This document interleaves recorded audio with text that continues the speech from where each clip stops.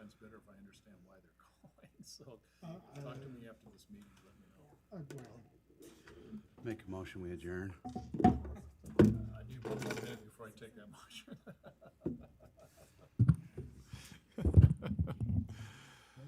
Okay, we're close.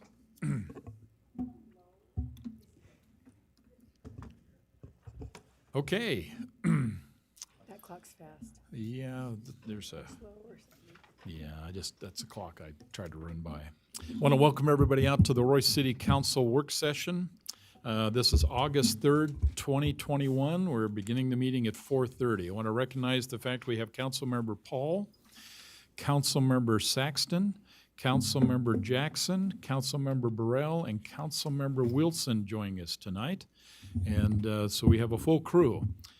Steve, I believe we're going to go ahead and jump right into the discussion item for this work session, which is proposed mixed use for Front Runner Station Innovation Center areas. So if you like to go ahead and lead us. It's a great song if you just hum it. I had sent you via email yesterday the updated map. I just want to make sure that what I have gotten there is kind of what the discussion was gone through. The changes were again around those single-family homes off 2450 West as they touch on to where the vacant land is there, to create a buffer of the 35 feet rather than 60 around them. And then the portion of Todd Potter's property in between the railroad tracks and the DNRG just south of 4,000, only allowing it to be 60 feet for the same depth as the water tower property that is there. Instead of going parallel to 4,000, I went parallel to a property line that kind of jaunted at a diagonal. I'm not married to that one, so if you would like to change it to be parallel to the road, we can do that. This just made it, this was easier to draw versus trying the other way. Other than that, nothing else has changed on the map. I have a question. Go ahead. Okay, I'm just going to say, just clarification, because there was a couple of pieces, I just want to make sure that we're still clear. There was a discussion about bringing a certain distance down off Hinckley, in which case we would have, and I know you have an asterisk on there, so I assume somewhere in the language we'll be able to define what that is? Yeah, that was presented last time. It was 1,100 feet or so from Hinckley south, and at that point it changes from 60 to 50. Okay. That was in the language. It's in the language, and then there was a discussion about the property that's sitting just on the south end of that parking lot owned by the American First Credit Union. Buffer. And buffer, and we talked about, I assume in the language, it would cover that piece of property as well. Yeah. Okay, so all of that we've talked about, everything that's been said is either visually collected here or it is written in the language to be compliant to what we all talked about and agreed to. Yeah, the two changes I just spoke about on the map were easier to show on a map rather than say, okay, behind such and such addresses is only 35 feet. Let's just make that zone kind of wrap around them, and then the change of the height on Potter's property, just kind of incorporate what is allowed on the height of the others. Yeah, and Use-wise, it's the same, so. I sense the purpose of that was because there are residential units there, and the intent of the council, unless I'm mistaken, is that you wanted to afford those particular residents the same opportunity that you're affording virtually everybody around, to kind of give them that only a 35-foot rather than a potential 50 or 60-foot. Correct. And the only reason why we took the north end of that piece of property, it's Todd's property, is because there's already a 50 or 60-foot water tower sitting there, and so it's already there. So there was that, and also that the property owner wants the flexibility of putting a larger building on that property if they chose to. So I think that stabilizes everything we talked about on height. Now, Diane, you had another comment you wanted to make. I'll have a question too when she's done. I was just wondering on the area between the tracks that we had done for light manufacturing, you're not going to put a separate color there. We'll just have that as a caveat for the writing Well, on it? I've or- spoken to the gentleman that had it rezoned recently to multifamily, and they tell me that they've legally got now an access point off of 4,000. They've got a contract with Hooper Water and then Mr. Freeman to the south, so you'll have a connection from 4,000 through 48. So they want to keep it as we're discussing now. And is that all of the property owners there then? So the 6 people that are next to Potter's and stuff like that? Well, no, they haven't said if they wanted light manufacturing or not, but their uses haven't changed in the last 40 years. I don't expect them to, unless all of a sudden someone buys their land and tears down their, for lack of better words, shanty shacks and storage sheds. So Okay. those properties are rather small, so someone would have to buy them almost all of them to be able to do anything. But I think the underlining message that I think we just heard, to make sure we understand, is we did a development agreement at that property to consider storage units. I think in light of some changes I just heard, it appears at least some of those property owners are now, may welcome a townhouse configuration instead of storage units at that location. And the only reason why they couldn't do that before is because we have to have 2 access points to put residential in there. And it sounds like if they get access through the Hooper property to the south, and that there's an agreement, they have an easement across the front of those other ones, then they do have 2 access points into that property and would justify and qualify for a residential type development. Is that how I heard that? So are we certain on that access? Again, they'll have to, I'm not an attorney, so I'm not going to go through it through court, but according to Mr. Freeman, who's the property owner of the farthest south one, he says back in late 90s, early 2000s, they put in, he himself put in their language that it can be improved and paved. So And that's on 48? I guess my question would be, would it be wise to do it on hearsay, or do we need to see it? Well, I guess the question is, are we going to base every zone on a potential maybe perhaps access point or not? I mean, right now they're zoned something, and we didn't ask the question, can they gain access? But right now, we're looking to change it, is that correct? Correct. So to me, we wouldn't change it until we knew for sure.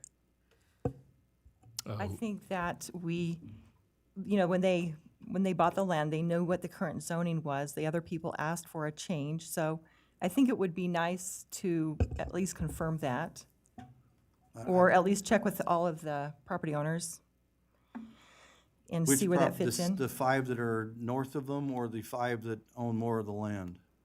Yes. Yep, you got it. 5 that own more of the land want to proceed with a multifamily development. I'm saying yes to both. Yeah. They want to proceed. Is Mr. Freeman To the both? one on The 4800 south, the southern south parts, side? yeah. Mhm. So you're saying that both of them are in agreement? The southern, On the southern 4 side. larger property owners want to proceed. The Well, just northern think- ones, But I think until we make a change to zoning, it would be wise to check with all property owners, not just the ones who want to develop. you can always, go, because your general plan already says for it to change to a mixed-use type zone. We could, Mr. Potter wants to do it, so he's the largest property owner just south of 4,000. Then you got small, half acre or less property owners in between, ones that, Potter is 3.5. Josh and Matt own 15 acres. Mr. Freeman owns 7 acres, and Hooper Water owns 7 acres. That's almost like we're holding, having 3 acres hold up 20 some odd acres. Well, think of it as the Senate and the legislature. You have representatives of small states as well as large states. Well, I mean, again, I take direction from you guys, so if you don't want to rezone these properties to anything but what they are, If we have I think we just need to opportunity, understand what they have the legal- access, if they if have they legal have the access or access not. that they're Yes. saying. well, I'd refer to our attorney first, okay, because we've rezoned properties like off of Hinckley and 19 just recently, where they didn't have a legal access yet until UDOT approves them. but they were asking for it. Right, and then these guys have gone to Some- court and some stuff of like them that are. for this. Right. Some are. Well, Come here's what I think I understand the question to be, and I think it's a question we can ask Steve. It appears the majority of the property owners that hold the largest components have indicated to the city what they'd like it to be. I think the council has to ask this question. There appears to be at least 4 properties in between. Potter's at the top. He has 3+ acres, and all of the other ones at the bottom who have an interest in doing some type of development as being proposed.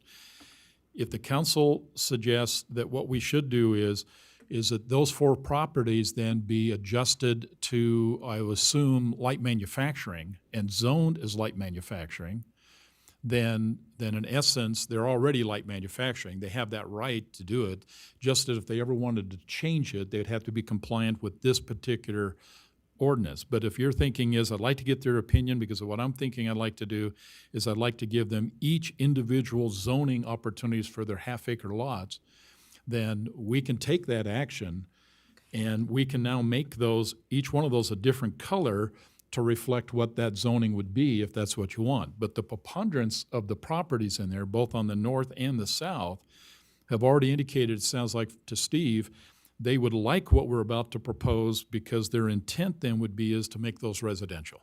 The problem is if you allow individual zoning for each thing, you create islands, which is what we've tried to do away with in the city. Hence the challenge. And so then the question is, remember, for that particular lot, that's all they can do until they come in and petition the city to change that to a different zoning requirement at that location. Now, it's not to say, Jan, that your point's not well taken. It can be done. If what you'd like is feedback that says, I'd like to know their opinion, whether or not they accept this approach and feed that back there, then let's do that. We can easily do that by the next meeting. Well, more than that, I'm asking, do they have the access that they're saying they have? I'm just asking, are we going to go on hearsay as opposed to going on legally Well, having access? Yeah, that's a good question. The way I'd Or probably we answer change the that, zoning? well, we kind of already changed the zoning because you've approved as a city council a development agreement that simply says that we took RE20 property, which is all residential down there, and we rezoned that for that development to be storage units, light manufacturing. That is already Right. done. And so if But nothing now they're else, saying that's not what I want. I want to do that's right. townhomes and Because residential. the property owners have come in and says, we found out legally we can get access from 2 points.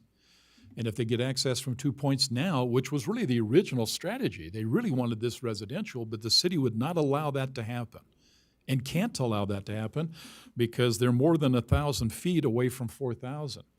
If they're more than 1,000 feet, we But create a if they safety do issue. truly have an exit, That's it. and If we could verify that, if we could somehow verify that a little bit it more, sounds would like be it might nice. be in dispute right now. Well, but look at it from a practical perspective here. Let's assume they don't. They can't do anything. There's nothing they can do. They have light manufacturing, is that correct? They only do because there's a development agreement that you approve that says that the lower portion could be if they only have one access I mean, point. when we rezoned it light manufacturing, there was still an unknown if they could even pave that easement. Exactly. But yet we changed it or allow it to do. I just don't know if we as a city should be getting into a legal battle if they have legal right or not to develop their property. It's, does this zone fit or not in this area? If they have legal access and they can do it, do we care? If Well, they as- don't, do we care? As a property owner, I think we need to try to do our best to help check that out, and that means we have input from some, so that's great that we've had input from some, and I think it would be nice to get input and then also verify that. So And- get input from the other property owners that are there? And see if we could verify if there are 2 access points. So, Well, so I again- guess my question is, are they going to try for townhomes? He had asked me, what can I do to rezone it? And I says, don't do much, because right now we're in the middle talking about it to be mixed use. So I said, don't do anything yet until we wait to see how we are proceeding. If this council decides not to proceed forward and not make this mixed use, I'll probably have an application in a week to rezone it mixed use. if they have two access, so that'd be great. That'd be Well, great if we can find that out. I don't know if my ordinance allows me to ask them, do you have two access points? So that's why I don't want to get in that battle before, And Steve. but we got in the battle to rezone it light manufacturing. So can we rezone it, not knowing? And you rezoned it, council. You basically changed it from RE20, which was residential, They requested it. and they requested, and you approved and gave them a light manufacturing for those 3 properties there. But You did that. that's right, but that's because they requested it. We now, we don't have everyone requesting that right No, now. but we do have, well, we do have the major ones. The only ones in dispute, correct me if I'm wrong, is the 4 that's sitting between the end property and Todd's property. Those are the So- only 4. That shouldn't be a problem to touch base No, with him. we should ask them. Okay, But that if they sounds come great. back and That's what I'd simply like. says, I'd like to leave it, just to clarification, if they come back and says, I'd like to leave it light manufacturing, Who though? are you okay with allowing it to go light manufacturing and call it a day? For that area? For those I would 4 like, probably, but I would like to think about it. I'd like to have the information, and then I'd like to consider it. Because I think it's good to have the information. If they don't change anything, it doesn't matter what zone I put on it. And so if that's what they right say, continues. that's right. Then if we don't give them that opportunity. Well- So can we just move forward and ask them? And I'm happy to ask them, that if you I'll would like reach me to out do to that. them. That's, I mean, I'd none be of them happy live to. here in Roy. But they own property in Roy. Right. Okay, thank you very much. Okay, so the tasking we'll take from this would be is there's, Steve, there's a couple people we have not talked to, then I would recommend that we basically ask them. But here's the piece I would ask council you consider. Mr. Potter basically indicated he wanted the right to go 60 feet on his property. What we've just proposed and what's sitting in front of you is only a third of the 3 acres he owns. If he wants to come in and ask the council to give him the right to put a 60-foot building on his property, much like is across the way, to the east of there, that is what's being proposed, are you willing to entertain allowing him the right to put a 60-foot facility that's going to butt up against all those residential units to the west? I mean, it's a simple question. And if we're not ready to answer that, then I'm going to tell you, Todd, and I have talked to Todd, he wants that right. We only settled the last conversation to simply says, we wanted those people on the west of there not to have to basically have the big building there. And that we felt since there was already a large water tank that Hooper put in, that we simply says the view has been has basically obscured as a result of the water tank, and therefore giving him 60 foot on the furthest part was appropriate. But I guarantee you, if we ask Todd again, and we probably ought to ask him, do you want to go ahead and have authority to put 60 feet across the entire 3.2 acres? And I'm not so sure you're going to like that answer. So, I mean, you're putting us as a city in a real tough spot here to kind of figure out exactly how to proceed. But in answering, if the council says, let's at least the other property owners that are south of him, let's get their position on what they would like to do with the property, then let's basically put it on the table, let's bring it to the council and let's see what they say. So Let show me ask me you where, this, what happens when half of them want one thing Which and one's half of Todd's them want the other? Well, then we at least have the knowledge, and then we can think about it. You know, you have information at that point, and then you have understanding, which I think is very important. so he wants 60 foot right here. They You bought want their 60 property with a certain zoning in mind. We're trying to balance their rights with the residential property owner rights. And to have information from some is important, and I think that we should, in this situation, there aren't very many, it's very feasible to get information from others. But that's not 60 feet. Does that mean we have a decision? It gives us information as we further contemplate it. Come in and says, I want it higher because I want to do something else with it, then the question's going to be is that what are you wanting to do? All we're saying right now is that this was a plan to say, we're going to try to restrict this property to 35 feet. That's all.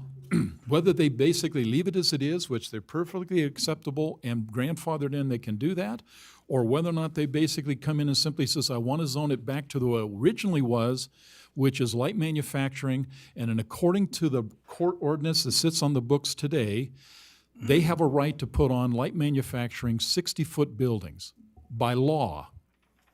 So the point of this was, and I thought that was the going-in strategy, we wanted to put a buffer around this train station of 35 feet.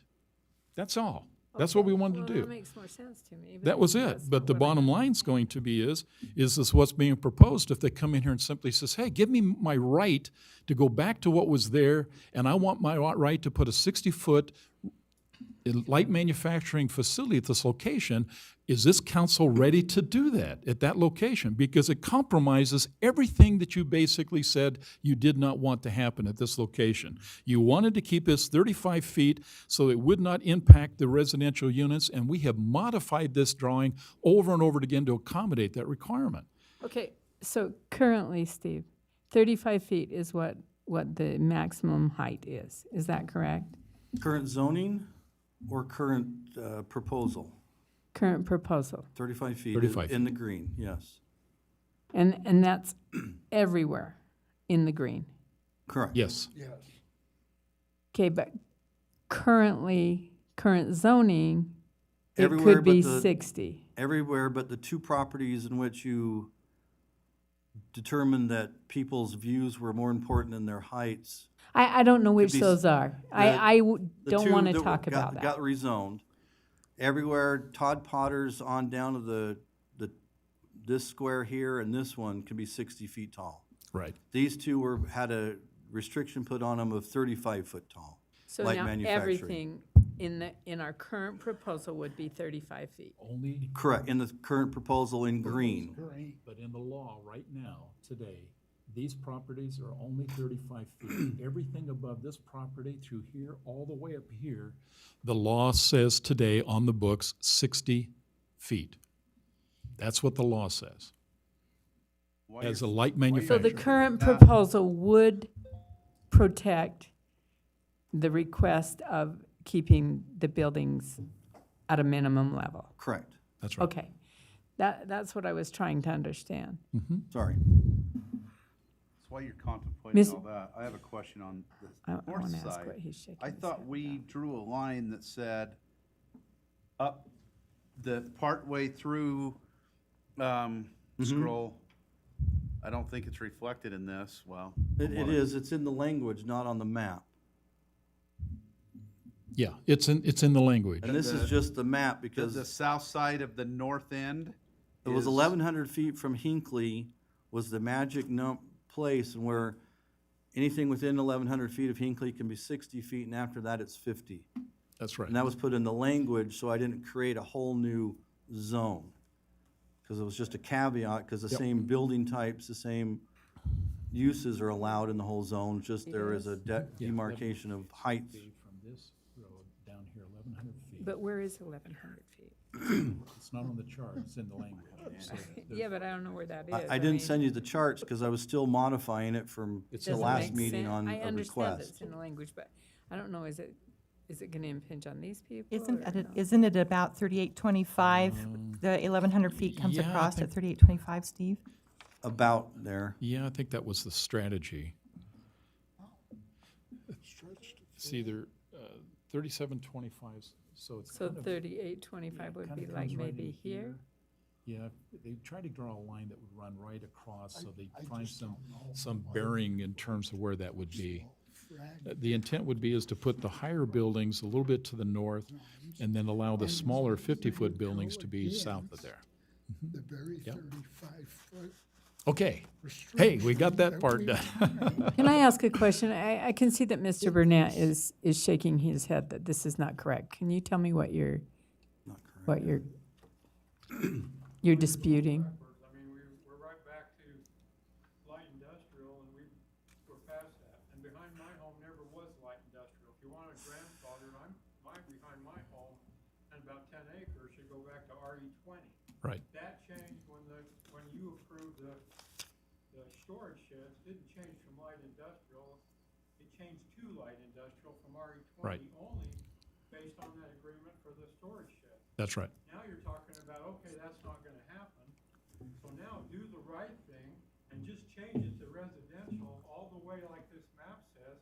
That's the best for the city, that also represents who you're forgetting. You keep saying property owners, you're forgetting about us that have to look at these 60-foot buildings. You're ignoring all the input, a lot of the input you took up at the library. Well, if you remember, Listen to me, you Yep. ignored that, say, go back to light industrial, 60 feet behind Byron Burnett's house, which was always RE20.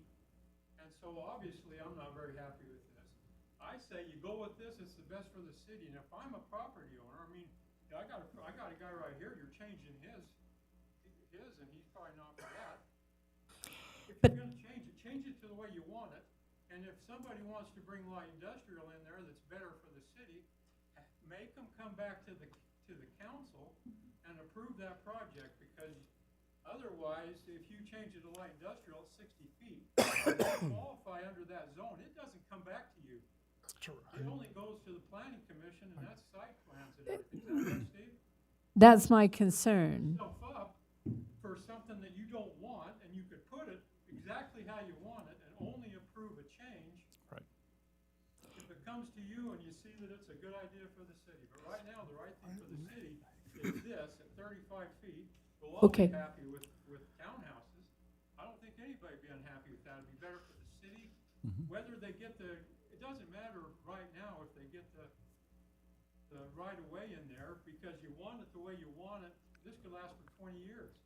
And then okay. it's on the developer. If the developer wants to do it, they'll have to find the right of way, otherwise they don't do it. That's right. I'm Okay, 100% with okay. you. I was just trying to understand it. I appreciate an opportunity to say something, but at the very least, if you're gonna do this crazy, go back to grandfather. I got a grandfather here, go back and make mine behind my home RE20 and let them put those nice RE20 homes back there. That's just mine. Yeah. But don't say that grandfather behind my home is light industrial, because it never has been for years and years and years. Yeah, that's right. Yeah, the light manufacturing was actually north of there, and it included all of that property there north and all of the property north of 4,000. All of that is currently today light manufacturing. And there's always been a discussion that says, is this council doesn't react to this, if this doesn't, now at this point we hold the change, but technically if a person come in here and simply says, I want to build storage units, I want to build a recycling plant, you can look at the law, it's all in there, and they get the authority to do that, there's not a thing this council can do to stop it, because it's already the ordinance of the day. The only thing that's holding this things up right now to debate is the fact is that we're in limbo on this, and I think Steve legally for so many days can basically hold off any developer coming in. But you can't hold this up forever because they have a right. And I'll tell you, you Okay, want so something it is- exciting, tell the people what you think when they put a 60-foot building in there, or a whole lot of 60-foot buildings in there, when they had an opportunity to put 35-foot. That Well- will change the dynamics of this council. if you recall, 2 weeks ago, we had agreed to put a 35-foot light manufacturing across that whole area. And so that's what I'm referring to Okay, is 2 weeks ago, that was the agreement. And now to have this suddenly, from this map, that was the agreement. I don't recall getting three of you saying that's what they wanted. So, it was a suggestion trying to deal with an issue that says, are we going to get 2 access points? It was just simply discussion. Access points isn't on the burden of the city. If the developer, That's correct. it's on the burden of the developer. Exactly. We If- can zone it whatever we want, and then it's up to them to either make it work or. So, Yeah, yeah, and- but and is all that I'm- right for I agree us with just that. to zone it anything we want and take away the rights of other people? I think you have to consider all sides, and I think that's the But important it can part. always stay what it is today. Well, yeah, okay, so let's do let's move this. on. Let's do this. The issue comes down to this, council, is that we can only hold our breath so long until these property owners simply says enough is enough, and they make a decision what they want. I promise you, you can quote me, that if we don't move on this after we have done this for weeks and months, say we're going to put this at 35 feet and don't carry out this, and somehow somebody legally comes in here and puts something 60 feet or 50 feet, I don't think you can handle the uproar that's going to come from that community because you failed to do what you said you would do. What Steve has proposed for us, what we have in front of, we talked about this over and over again, is you can solidify 35 feet. And if you want to adjust this or make adjustments over the next 6 months, 6 years, you can do that. But at least if you're going to go up there and say to the audience, we're going to protect your interests and we're going to put 35 feet in here, which is what that proposal's been worked on, what we've done, then let's don't make an error here and basically delay this decision, because anybody has a legal right to come in and says, the ordinance today says I can do 60 feet, and unless you legally change that, it's 60 feet. Okay, can I ask Mayor a question Please. before? So this property right here, is it currently at 60 feet? That property right there at that location is 1, now 2, set 3. at 35 feet because you passed an ordinance that basically adjusted that now under what's called a development agreement. You proved that. Okay, But everything asked north you of there 35. is 60 feet. North of there is 60 feet Okay. today. okay, then I have one more question. Please. So are those also approved, I mean, light manufacturing does not include townhomes, is that correct? That is correct, because what Okay, you that's all I approved, want- that's all I'm you asking. approved, for the people who are watching is, what you approved was light manufacturing storage units. Okay, And you were very specific on what you approved. If a developer wants to come in and develop that property, they have to put what you decided. They have to, and it is okay, light so if they manufacturing wanted to today. go back to townhomes, they would have to come in for a variance or They would, whatever. but here's the Unless we piece. change it He's right saying no. Not a Well, variance, Not a Oh, variance. okay, a change of rezone. a rezone, But they, okay. like I said, they called and talked to me, what can they do to get that? And I said, it's already on the table right now to Exactly. make it mixed use. You don't need an application. Right. But if we want to decide to keep it light manufacturing, I can guarantee I'll have an application, To change it change it to to mixed what use. you're So it is proposing. not Don't current, want that. I mean, the proposal is not light manufacturing, the proposal is mixed use Correct. Right, This whole thing is mixed use, right, with a maximum height of 35 feet. in the green, yes. in the green, Okay, yeah. And in the green, it's more, we say mixed use because that's the ordinance, but the green, it is mainly townhomes. There is no commercial component allowed for it. Yep. Because again, it's in a mixed residential, so we took out the commercial component of so that. currently, he could not put in storage units, if we agreed to this. If we agree to this, townhomes is not even, or townhomes, storage unit is not even an allowed use in all of mixed use. But make sure we clarify that, Stephen, you're the expert. This council approved an ordinance authorizing that particular developer that they could put storage units at this location. Correct. That was approved. Drawn that. If he chooses to withdraw it, he can do that. Well, But he the can't city is withdraw it still 'cause it's already- obligated. It was, several months ago, but he has now, when he got it, it was because legally he was having issues trying to find the ability to get access. Then he found it, dropped the lawsuit from all these 6 property owners, and now is saying, I've got the access, I can improve the access. Hooper Water and Mr. Freeman want to develop this multifamily mixed use. What do I need to make it mixed Hold on, use? time out. You say mixed use, but then you say we remove the commercial part of it. So is this truly mixed use? Well, No. It's in the no, mixed well, use this is ordinance. yes or mixed no. use. Yeah, it's the whole thing. It's the So ordinance. if somebody wants to put an apartment on top of a coffee shop, they can. In the blue, they can. In the red, they can. In the orange, they Green, can. they can't. The green, we decided not to allow for commercial, because again, it's right next to residential, and in some cases intermixed residential. Well, some of it is, some of it's in between the train track and the trail. But So you does already that have make- buffers. Does that make sense to have a commercial component? No. I think the way it is nice. Yeah, to me, it was, Okay, no, so Beaumont commercial will must be go done. on the east side of the tracks where UTA is. No, I think we've done everything you've asked, council. I think we're there. If you need confirmation, then here I'm going to ask you, council, I'll ask for 3 of you. Should we basically ask the 5 property owners if this is acceptable and get that feedback to you for our next discussion? No. Well, if it's already there, and then I have no problem with it, but I didn't understand that. Okay. so Yeah, they haven't if it's changed already in at 20, 30 35. years from what they Okay. look like today. Okay, Well, Every the building property has, owner's it's had the right to aged a come to lot. this in and- council meeting as well. I said every property owner's had the right to come to this work session, council meetings, town hall meetings. They have. You're right. okay.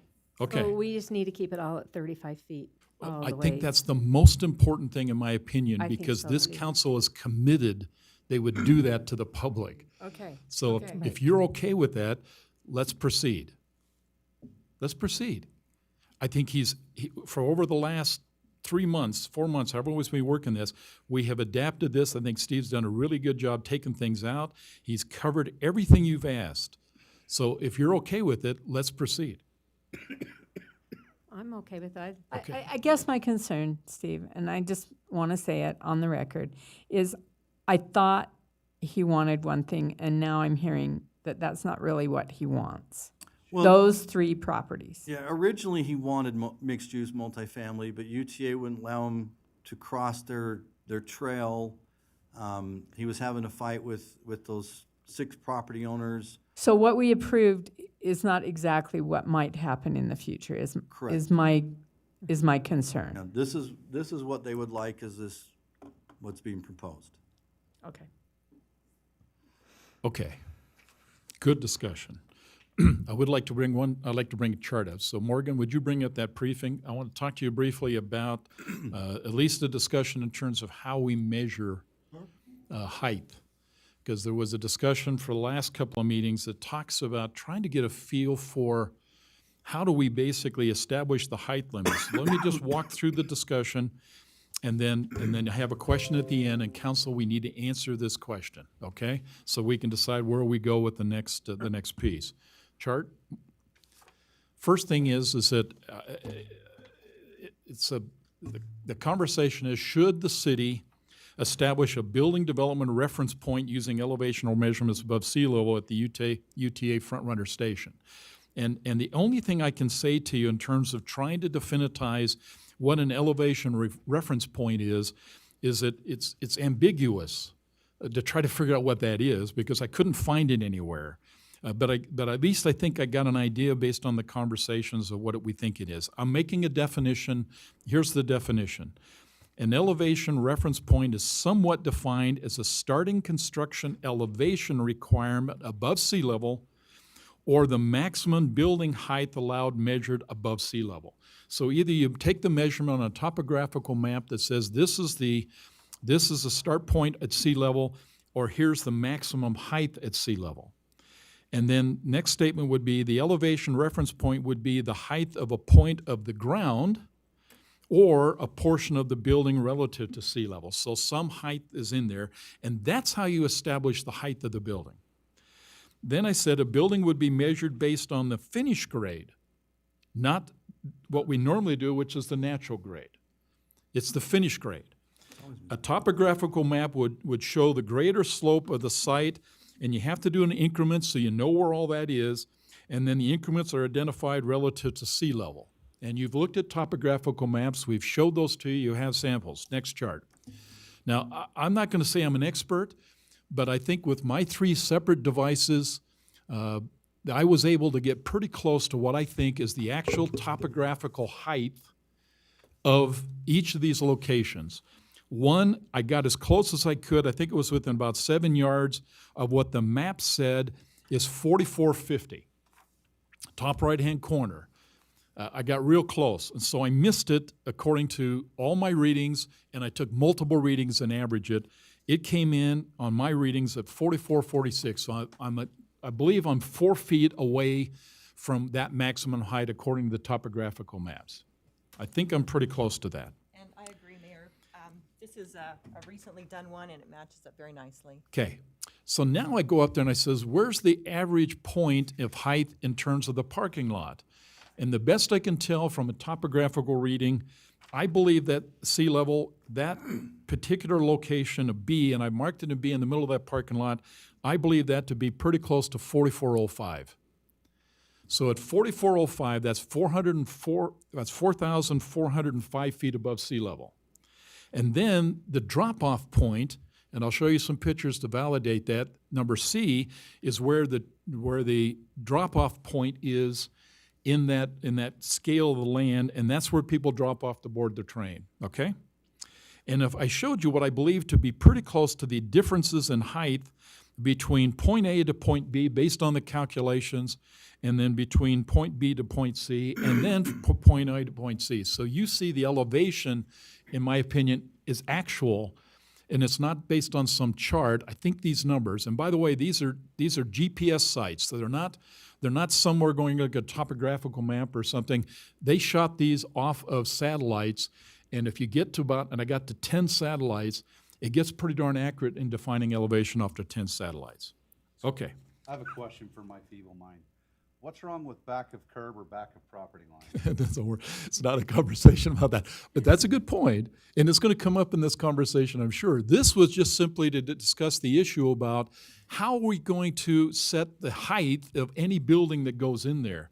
Because the debate was talked about, do we do it by sea level or do we do it by natural grade? And we have to understand that. But to your point, we'll come back to that, okay? You trying to sell us some oceanfront property? I'm not doing that. I'm trying to figure out how we can basically try to get to the answer of where we stand a 60-foot building. And I'm not so sure that's easy. It's easy if you understand it in terms of the natural grade, but it gets really complicated when you start talking about relative to sea level, because the topographical maps are based on a sea level measurement. So here's the point.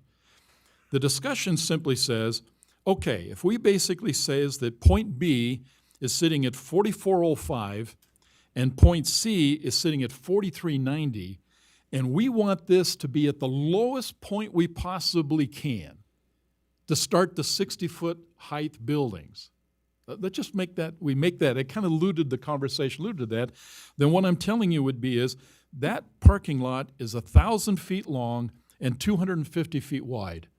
And what it's going to take, it's going to have 3.75 million cubic feet of dirt to be moved out of there to be able to get down to a sea level point of 4390. That is the lowest point you can possibly put at that location, 4,390 feet above sea level. But to get there, it's going to take you probably, and I'm conservative with these numbers, about 13 or 14,000 truckloads of dirt have to be removed. Now, just so you see the elevation. Next So chart. what you're saying is that on those higher levels, you cannot put 35 feet. No. I think we can get 35 on the higher levels. In fact, look at the pictures. If you look at what the first picture shows you, I think we have let's go back to your question. Can we put a 35-foot building on natural grade at those locations? Absolutely. No problem. If your position would be is, I do not want that 35-foot building to basically obscure the fence line of the houses above them, which means that building cannot be more than the height of the fence or the fence line of the property above them. That's where you better be talking about sea level measurements, because that's the only way you're going to find it. You'll be digging holes in the ground to get the elevation down low enough so that the people up above them they're going to look down on those houses and not look through the windows. All the indications are right now they will not look through the windows of a person that's below them. But we need to understand what you're thinking in terms of establishing where that reference point is in terms of defining whether it's 60 feet or 35 feet.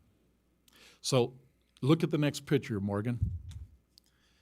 So if you look, that picture right there basically shows you the camera angles, so you'll see where I'm shooting, okay, where I took the picture, and that'll give you kind of a reference point in terms of how these pictures come out. Look at the terrain. Next chart. So this is shooting up there by the water tank. Royce City has a deep well right there, and you can see from that, that's pretty level ground according to the road. And to be honest with you it's far enough, appears to be far enough at that location away. I'm convinced you could put the what we're defining is those 35-foot townhouses, if that's what it's going to be, can fit very nicely and still have a nice buffer behind them. In fact, to be honest with you, a lot of buffer behind them, if that is the plan. So wouldn't that be 35 foot back of curb? It could be at the very back of curb, yeah. That's where it should be. So it grade, but here's the question, and you council have to make this The curb's decision. already there. Yes, 35 back at grade, ground level, perfect. So I If have you're, a, but if you're saying A is, lot of calculations to come up with that. no, the question's going to be is 35 feet low enough to what you want? Comment, Steve. Nowhere in the city do we say back of curb at a certain height. It's all at grade. At grade.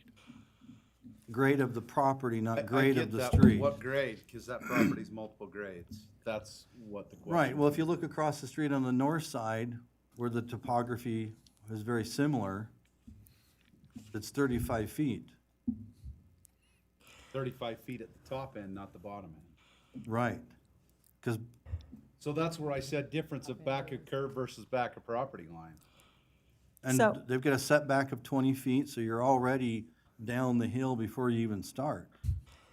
well, I believe that Joe has a really good point there. I've proposed a way to write that, so we have that as a reference on the front. Do you mind just passing those down? Because it references curbs, and then it also references, so you can have a balance, because as we look at the Roy City Building Code, it says vertical distance from the grade elevation to the highest point, and that is kind of arbitrary, it's a little more subjective, whereas the proposed that would make it a little more specific, and it would be very easy and exact, is to put maximum building height as designated, so that would either be if it's a 35 or a 60 foot, shall be determined by the minimum of the following. And this way it allows you to have a balance for both the high side and the low side. One, height as measured from the average top back of curb elevation fronting the building to the tallest point of the building. So that's what Joe is talking about.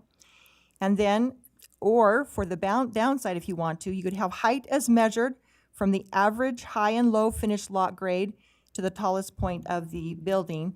And that, I believe, is more specific than our current code and allows for a nice balance, and I think will achieve the goal very well. Comments? Now, remember, the intent of this would be is that you have got, and the pictures, if you looked at the things I sent you, shows a significant variety of elevations in this property, which is kind of nice because I think architecturally this could really be a lot of fun and very attractive. The question is going to be is that at what point do you say average level at where? Because the average level down on the charts that I showed you that are down on number C is sitting at 4,300 feet, and at the top it's sitting at 4,400 feet. So you have 100, possibly 100, at least 50 to 75 foot variations in distance in terms of that. And so you have land topography that's changing a lot. But if you simply say that you look in terms of where that particular development goes in and use that logic, then I say that's what they're doing today. I think we're fine.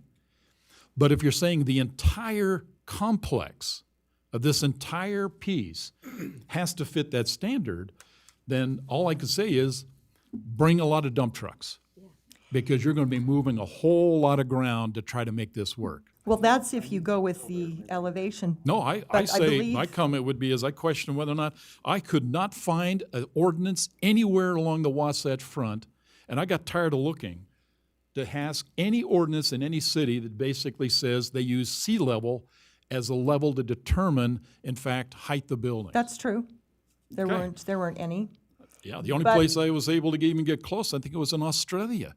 And to be honest Actually, with you. there are several in the US, but the other thing is, it wasn't meant, that was an option, but to pick a spot would be helpful, because with that slope grade, it gives it, I think, a balance so the developers can have variety, but that way you're doing it from a curb that's going up, and that way you are keeping it from being overdone. It keeps it so it's more balanced, so you keep the tiering of it, the tier level, and it makes it a nicer presentation, as well as being very specific and has less variability. So Well- Steve, there's houses on sloped grade all along the Wasatch Front. How do they do it? Finished grade, They have, allowed by ordinance. And it But says some finished cities grade, do have ordinances requiring you can't dig into a slope that's more than 30%. right? So there are limitations on that aspect. We don't have such an ordinance, and this wouldn't fit a 30% grade anyway. I mean, I'm just thinking in my feeble mind again, that if that was all flat ground and it was already 20, those people could have a 35-foot house in their backyard. Correct. Not that I'm proposing that, but just thinking that if you're 20 feet off property line, you're already on a slope anyway, because those properties come downhill to start with. Again, and this is just me, and I hope I don't offend anybody, but we're now trying to say, okay, engineers, architects that know a whole lot more than I do, you know, your setback is 20 feet, but because some number, we're gonna limit you at 35 at this foot, and they, like the mayor said, you may be removing dirt so you can get the thing in. Most townhomes are gonna be 3 stories. And if I'm already at a grade, I'm probably gonna have a 2-story facing east and a 3-story facing west.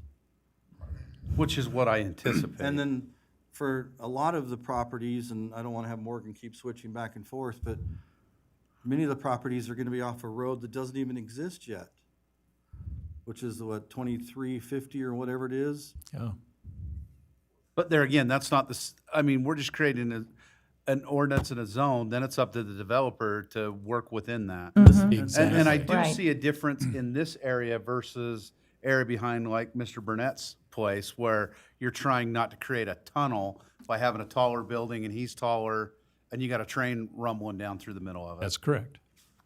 The only thing I want you to consider, council, and this is really important, we're making the assumption with the conversation that the roads that we see there today will be there tomorrow. And you can't make that assumption.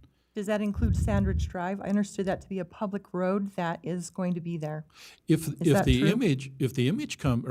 the site plan comes in that simply says we can make this look a lot better and do a lot of nice architectural designs and use the elevation much more attractively, the fact of the matter is the city may see even a different road at a different location. I mean, there's some options that are available to the developer with the plan. Comment. I don't know if you've been to the Clearfield station, that main entry, it's moving.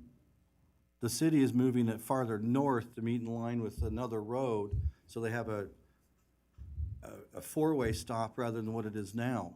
Roads can change, they can vacate a road and, you know, move it around. So, like the mayor said, the roads that we have today may not exist tomorrow, But generally, roads go in before developments go in. generally. We just, When you put the road in, you've already set the grade if you come off back a curve. This road is built so they could put a parking lot. that's what they did. And that parking lot's at about 4.5% grade slope on that big parking lot. The small one is 9% on one end and That 5% I on the don't know, other. I wasn't around when they developed it. I mean, if you take a look at it, that gives you an idea of what the current slope is right now. They probably wouldn't regrade all of that area to, I mean, It's- not, it's because they really- have to get down.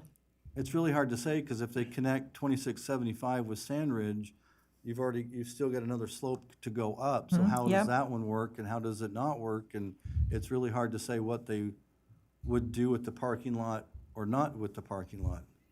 Right.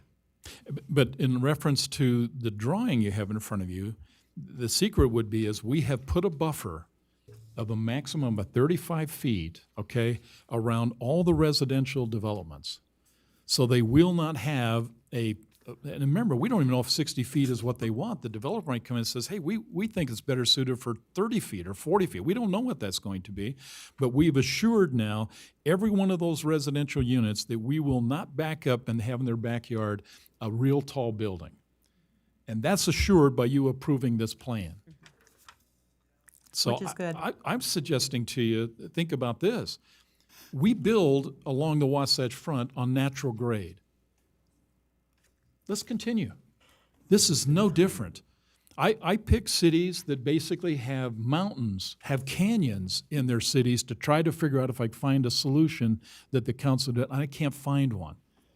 So. But these oh, guys excuse build me. this stuff all the time. I suggest to you is, we can leave the text to suggest is, as it's written, natural grade, and then let's see what comes out of this. And I think what you're going to find, it's going to be not only suitable for this particular area because of the grade, but more importantly, if it's done right, it's going to be suitable to the people who live there. It'll be a nice, natural fit. And by the way, the public will have some comments about that too. It's not done until it's done. But at least let's see if we can't get something solidified so that we can move forward and get something done. Now, and let me just make this point, council. I need this decision. Matt and I need this decision because we have got to go to UTA. I've got to get UTA on board. I've got to have a decision so that I can go to UTA and says, UTA, we need this decision, and then a lot of things that we've been planning for years will come to fruition. One of the things you got to do is get UTA on board before UTA gets the legislature on board, and Roy City gets told what we will do, Well, not what we want to do. There are two decisions that have to be made for us, Matt and I, to go forward. This decision and UTA's decision. And I'd sure like Matt and I to walk into UTA trustees and say to them, Roy City has got a plan, fully compliant with all the statutes, compliant to the level that we can with the public, who's had an incredible input, that we have now a strategy that's going to work, not just for Roy City, but for UTA and anybody else. It's going to work for all of us. We need the city council's decision so we can take that voice into this conversation to get the last piece that we need voted on so that we can move forward with our cemetery. When it's do you that meet with close. UTA again? What's that? When do you meet with UTA The again? package is in, we're waiting for the decision. What Matt and I are hoping for is that we can walk into the trustees in a public meeting and present our case. That Roy City has done everything to be compliant with statute, which we are compliant with this plan completely, and that we're basically saying is we're ready to step forward and make this happen. And the developer and landowners are saying is we want to do this. This is our plan, and we're ready to present it. But we cannot do this unless this council supports it and agrees. And if they do, we're there. If they don't, and we wait, then I'm just concerned right now is that we're just waiting, and unless there's some significant changes that you see we still need to make on this, I think what Steve has presented to this is everything we've been working for the last 4 months. So, we have a few items in regards to permitted uses and the building types. Have we clarified building types for the business park area? We had talked about it, limited bay and large format and parking in building park zone. Has that been confirmed? I haven't changed much in that aspect. Okay, and one place I had that we were removing general stoop option from Station South, and then another place I saw that it was there. Last week, we said it was removed, but I don't see that removal here. Yeah, I didn't resend you the charts because I was still trying to finalize everything. So that the map was more of my discussion today. And then I had brought up the idea that because of the business park, it might be nice to add a couple of other uses, like general retail and craftsman industrial, because it's a Right. business park. And that, I think, is a very important option for those people to be able to have. Is that something that we could move forward with? I think all that was in the conversation, to be honest with you. I think in the terms of the final product, all that needs to be included. I thought that was Yeah. all going to be part of And it. then I when- hadn't seen that yet. Well, so- you got to send us the document that is going to be voted on, because it is the document voted on, not the speculation. Everything we've talked about, everything we decided has to be in a document, and the council has to say, that's what I'm ready to vote on, and I'll make that decision only when all those changes are in there. And have we decided to remove requirement H from our option list? So we have increased parking. We kind of talked about it. I don't know if that was decided on. Yeah. The mayor mentioned that. This is the And- discussion in Senate Bill 34, and in Senate Bill 34, it specifically says, are we going to take a look at taking the requirement to restrict parking to be compliant with 34? The unfortunate part is I can't remove item H because that still would have to go to the planning it's a commission for planning a public commission. hearing. Okay, to be so we can removed move out of- forward with that, though. Right. Okay, and then I had wanted to talk about setbacks because zero, Let me, go ahead. so we want to have a general plan amendment to remove H. No, you're going to have a general plan in front of the city council. And when it comes to the city council, we need to take that conversation up when the general plan comes to city council for final H was vote. dealing with, Parking. So Parking. limits to one parking place, and we had talked about removing that. I Right. think H was G or reducing the H? amount of parking, not one total. It And this define- ordinance does Yeah. minimize the amount of parking required to meet that portion of it. Okay, so Okay. we'll move forward with that. The other thing is on the setbacks, a lot of the setbacks are 0 to 10 feet, but one of the problems with having a 0-foot setback is that now you have no flexibility if things need to be changed. It also makes it less of a community feel. And if you take a look at what 5 foot is, that's my height. And I think that it would be nicer, instead of having 0 to 10 as a maximum, to change some of the setbacks to a minimum, maybe a minimum of 15 feet or a minimum of 10 foot, so you have a little more of an open fill. They're not gonna want to do, but at least you've got a little more than 0-foot setback, which, when you drive along these areas, it definitely looks a lot better when it's not a 0-foot setback. I think we're at a time right now where I think we basically need a document, and then we just need to flesh out the final document and be ready to deal with that and make those adjustments. But with that is I'm already now into the city council time, so I'd like, if you would, could I get a motion then, good discussion, thank you for the input. Do I have a motion then to adjourn the work session? So moved. Okay, Joel, do I have? Second. And Jan, you give me a second, all in favor? I Aye. Any opposed? Hearing none, we are adjourned the work session, and we're going to walk right into city council. Good discussion. I think we're at a point where we probably, as I mentioned, Steve, let's get a document in front of them, and let's see if we can't get this thing really fine-tuned where it needs to be. By the way, welcome. We appreciate you being here. This is the Roy City Council meeting for August 3rd, 2021 at 5:31, to be specific. Want to recognize the fact is that we do have Councilmember Paul with us, Councilmember Jackson, Councilmember Saxton, Councilmember Burrell, and Councilmember Wilson with us. Want to welcome you all. Appreciate you joining us, and hopefully we'll jump right in here. We've asked if we can, Councilmember Burrell, if she will lead us in a moment of silence and also in the Pledge of Allegiance. Jan? Thank you. Could I have you give us a moment of silence that you may appeal to whatever powers that be?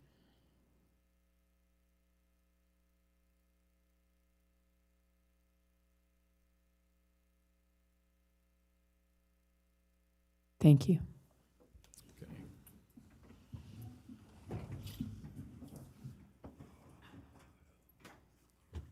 Please join me in the Pledge of Allegiance. I pledge allegiance to the flag of the United States of America and to the republic for which it stands, one nation, under God, indivisible, with liberty and justice for all. Thank you. Thank you. Thank you, Councilmember Burrell. We do have consent items. Specifically, we have the approval of the July 6th, 2021 Roy City Council meeting minutes and the July 6th, 2021 work session minutes. Any comments or questions about those? Just a few changes have been already submitted to Forwarded? Morgan. Perfect. Okay. Any other comments? Okay. Having seen that, and those changes have been forwarded to make the adjustments, do I have a motion then to approve the consent items? I'll make that motion with the changes as amended. I'll Perfect. second it. And second. Thank you. All in favor? Aye. Any opposed? Okay, hearing none, thank you. This is a public comment period. If you have comments you'd like to share with the council on any topic that's going to be discussed tonight, or any topic that you feel important, please step up and let us have your name and address.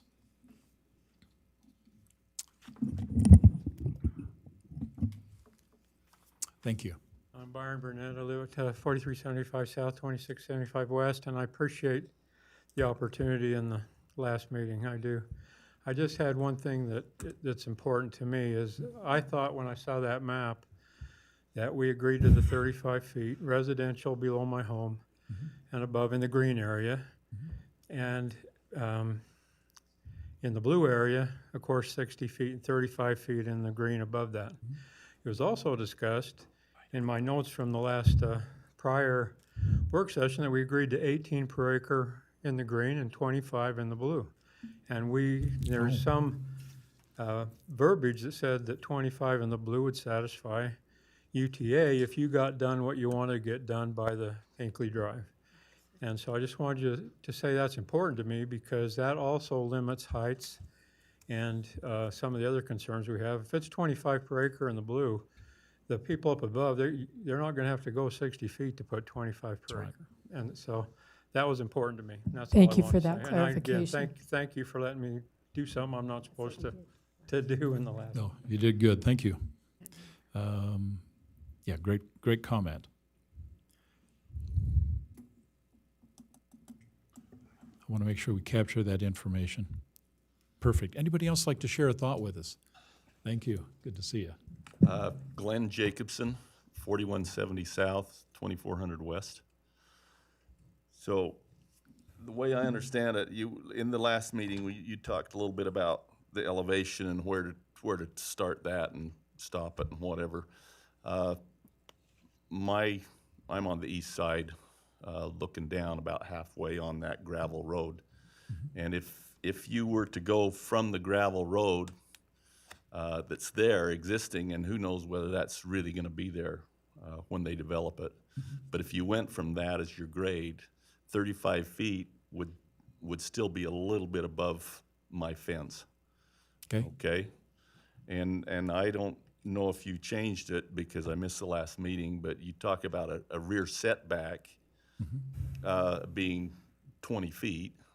Well, if you're going to park behind, because I remember reading that in there, that the parking was going to be behind the units.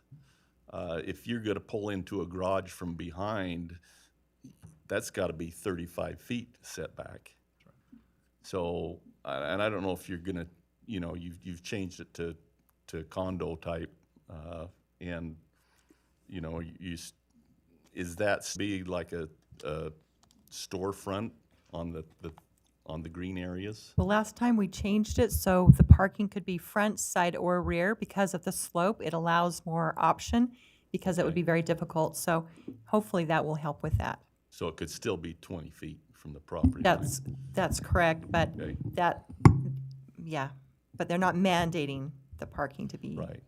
I mean, On the it could be a backside. community parking lot, it could be a garage on the bottom level in front, and Okay. units above it, or it could be come around the back.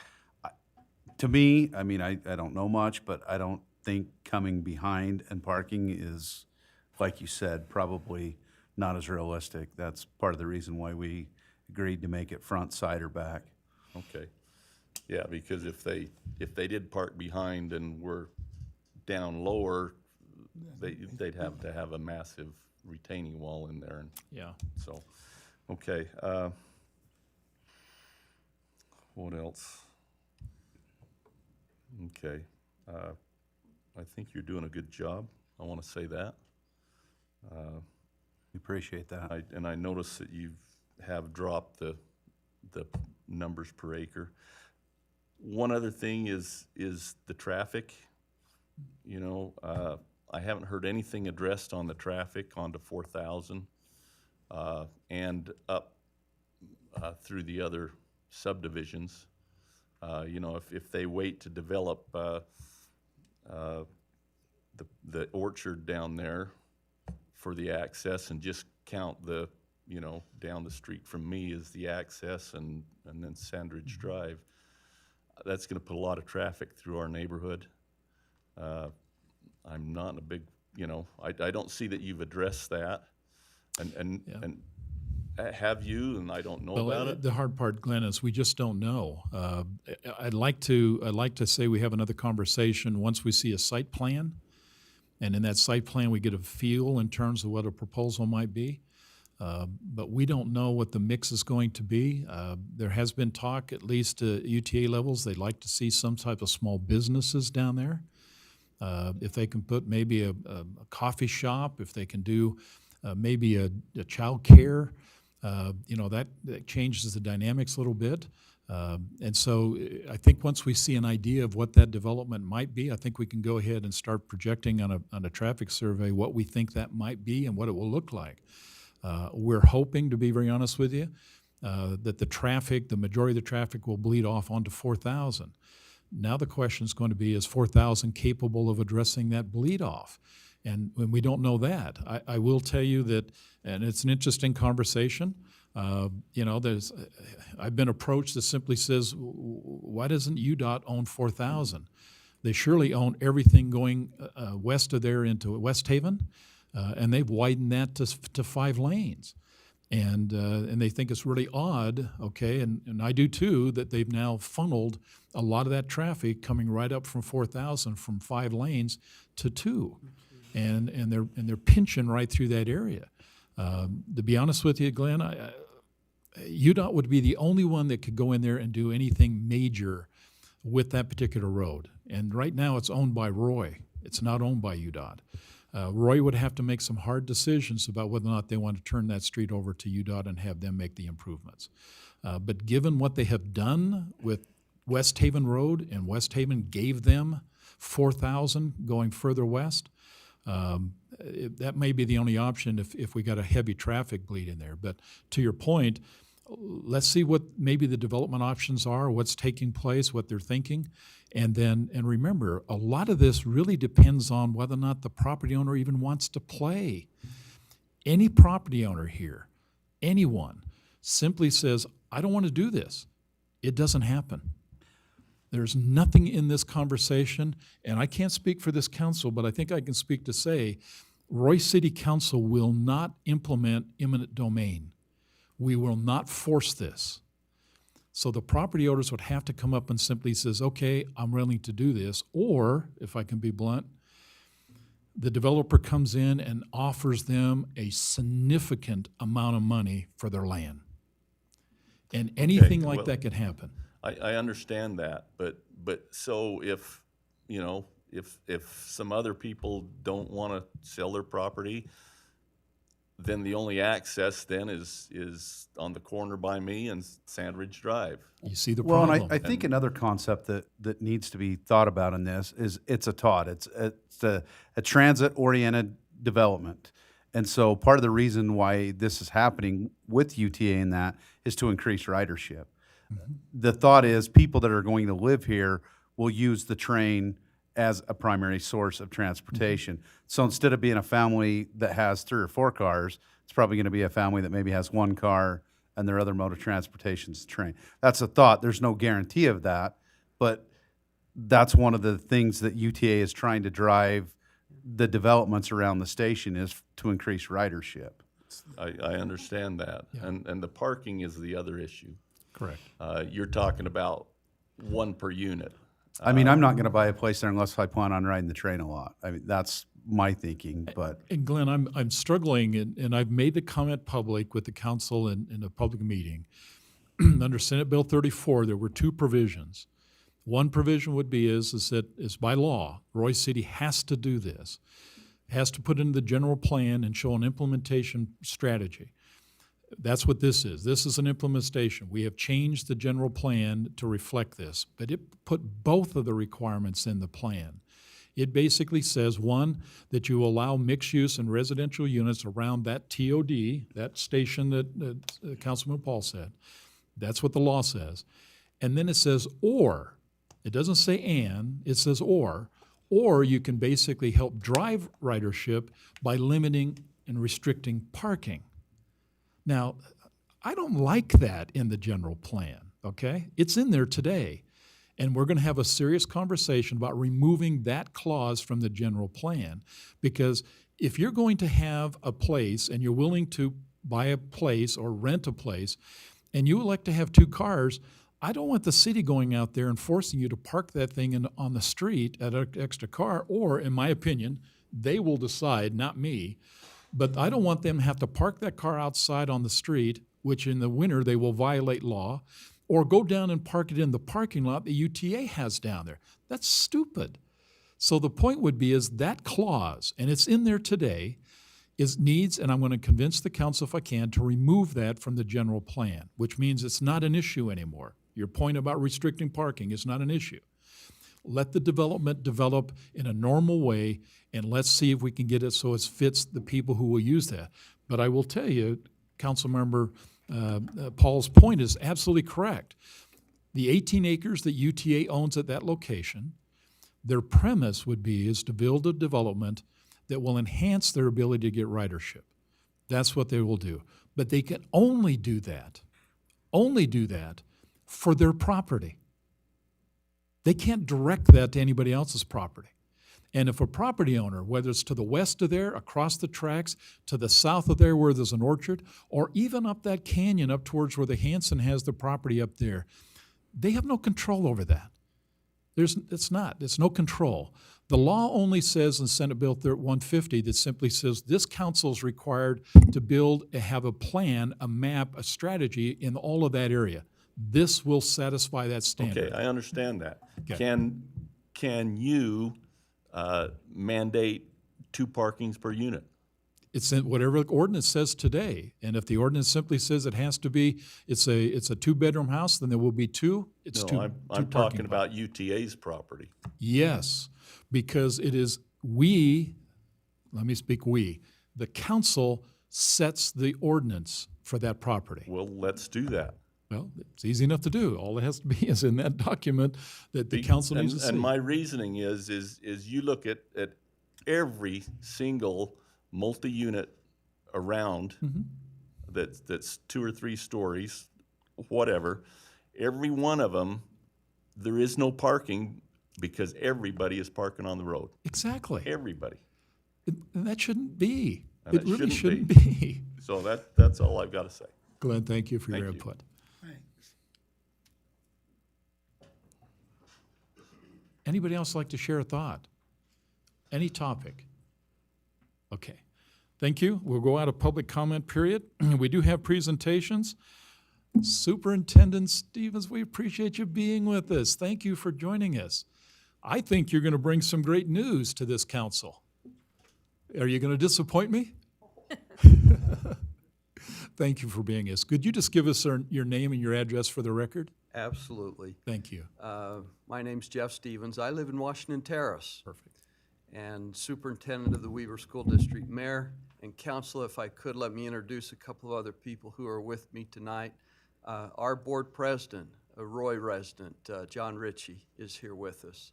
Our CTE director, Dr. Rod Belknap, who currently doesn't live in Roy, but he is a Roy boy. And Lane Findley, who works with public relations with us. Mayor, if I first could just say how pleased we are as a school district with the relationship that we have with Roy City. Yeah.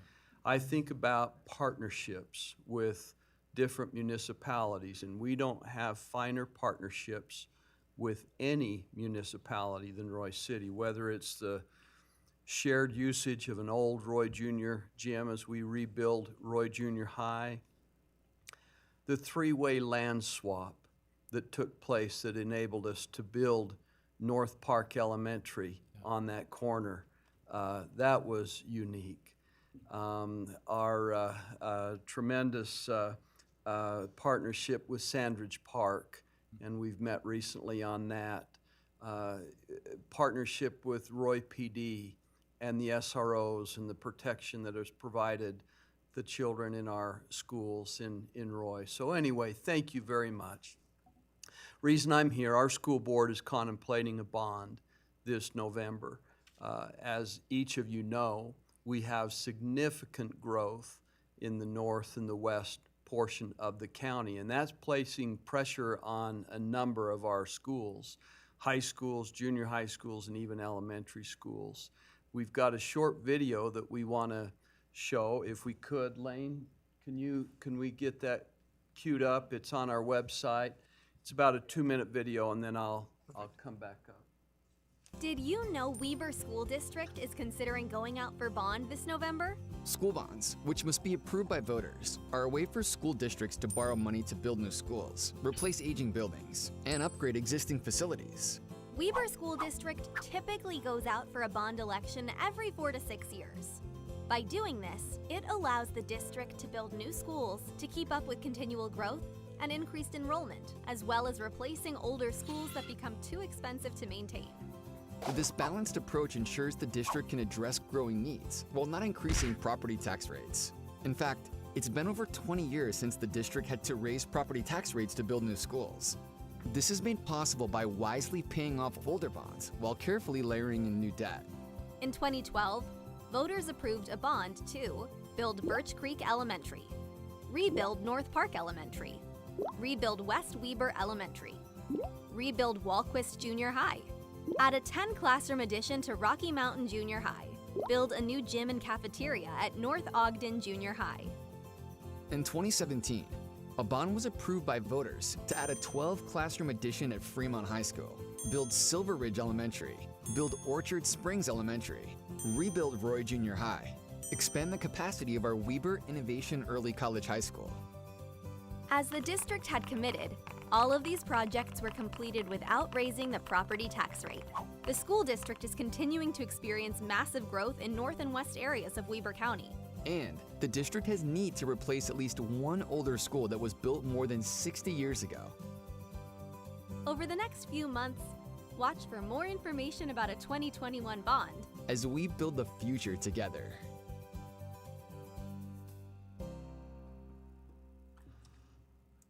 You know, as that video describes, bonding is the funding mechanism that a school board uses to really accomplish two things. One is manage enrollment growth, and the other is to manage aging facilities. We have 45 schools in our school district, and, you know, invariably you've got some that just start to get so old that it's just hard to keep them up.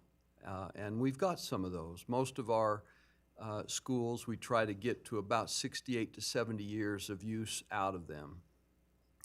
The primary, I think, focus of this bond is responding to enrollment growth. Let's start with our high schools. 3 of our 4 high schools, traditional high schools, are at or over capacity, and that includes Roy High, Fremont, and Weber High.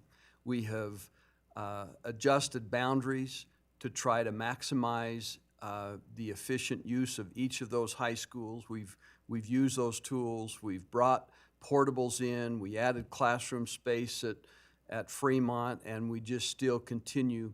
And that's appropriate. We feel like we want to make sure that we utilize every tool and strategy we have to use our facilities before coming to the public for a bond election. Our junior high schools are also at or over capacity. I'm talking about Orion, Rocky Mountain, Walquist, Sandridge is at capacity, over 90%.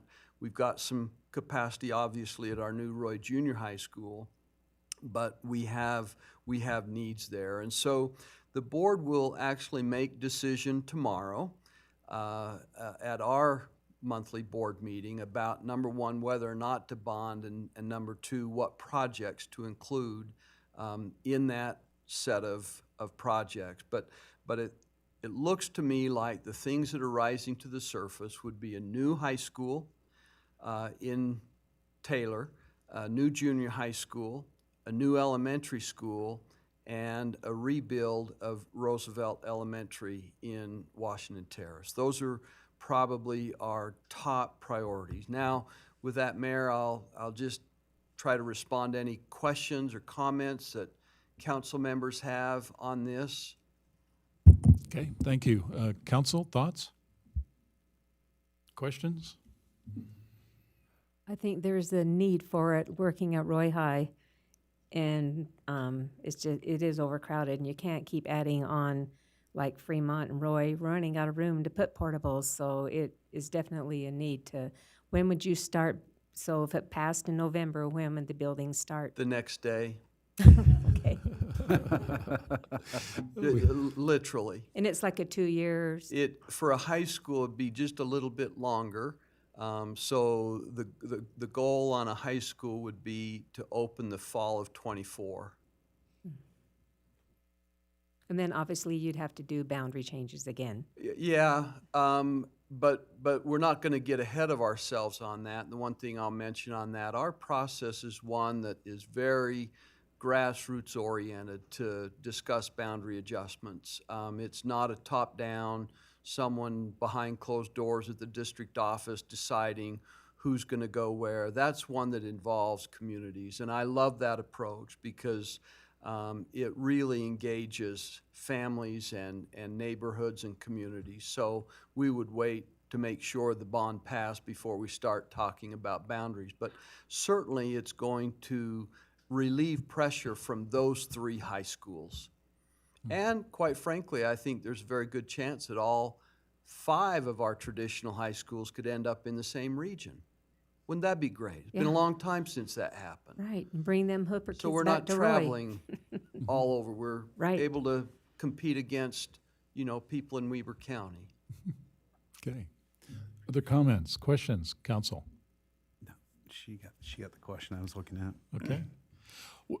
Superintendent, thank you. I, for one, are very supportive. We recognize the growth patterns that are taking place. Roy City, as you well know, are adjusting traffic issues and large support to try to help demands. I'd like to go to Hooper and say, Hooper and West Haven, please stop growing. But the fact of the matter is, they're not listening to me, okay?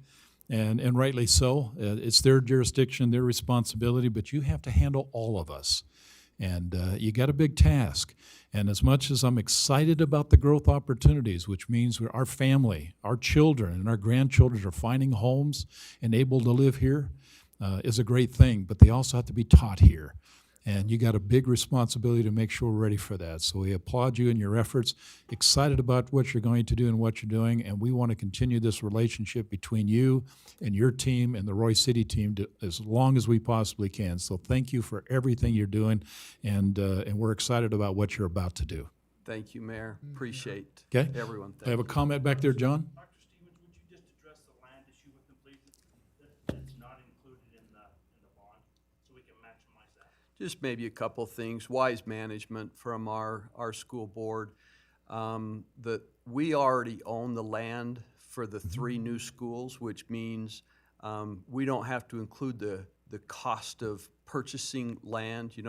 High school's 50 acres, and we own 50 acres in Taylor. If you know where our ag science facility is, it's going to be located right there, about 2200 south, maybe about 4400 west. And one other thing, just in terms of wise management, it was mentioned on the video that once again, the board will not ask to raise the debt service tax rate to pay for this. Yeah. This will be the 5th consecutive bond that the school board has put forward before voters that they have not raised the debt service tax rate. And I'm telling you, that doesn't happen without very wise planning and good financial management. I do have one question. What is the age where you start looking at rebuilding a school? Usually most of our schools are able to get to about 68 to 70 years. Now, we've gone beyond that. Walquist was closer to 75 years. But there's some investment there. But I'd say on average in that 68 to 70 years. I was just wondering when Roy High hits that mark. Well, it was built in 65. Roy That's was what I built was in thinking, we're getting- 65, Bonneville was built in 60. Well, it's a ways out. So those two. Bonneville's 60. Those two are starting to come up, and those will be challenges because in both cases, I don't know that we'll be able to find 50 acres somewhere else, which means that eventually when those 2 schools are rebuilt, they'll probably have to be rebuilt on site. And so it'll most likely be phased in. Yeah. Well, with a new roof and a new auditorium, I think we'll be good for a few more years, don't you? Yeah, yeah. Our Roy High's still in good condition. Yeah. Good condition. Yeah. Yeah. Thank you. Thank you. John? Councilmember Jackson, Right. can you tell us when Fremont was built? 94 was the first year it opened. What is that, by the time? So it was 93? built, 30 years Yeah. out of high school. Yeah, yeah, It was a good year though, huh? Yeah. yeah. Dr. Stevens, Board President Ritchie, we want to welcome you to Roy Days this week, so we have some hats for you. That's awesome. I was thinking maybe there was a softball game between the police and fire that we used to do. That's tomorrow night. Tomorrow night. On the news, and I was gonna show you my injury from a long time ago. You got one for Rod? Losing is not news anymore. Thank you. Thank you. Those are for the other.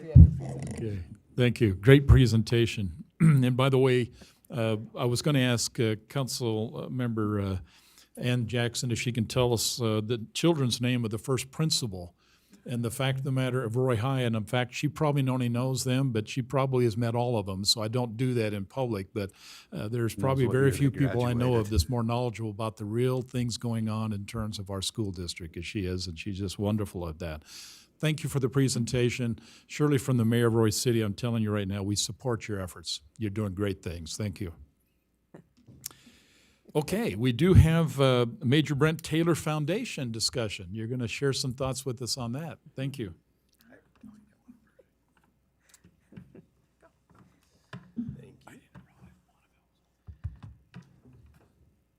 Yeah, not by much, but yeah, 5 years. That's all really. Thank you. You're going to bring us some charts, I hope? I will show you some fancy pictures. How's that? I like it.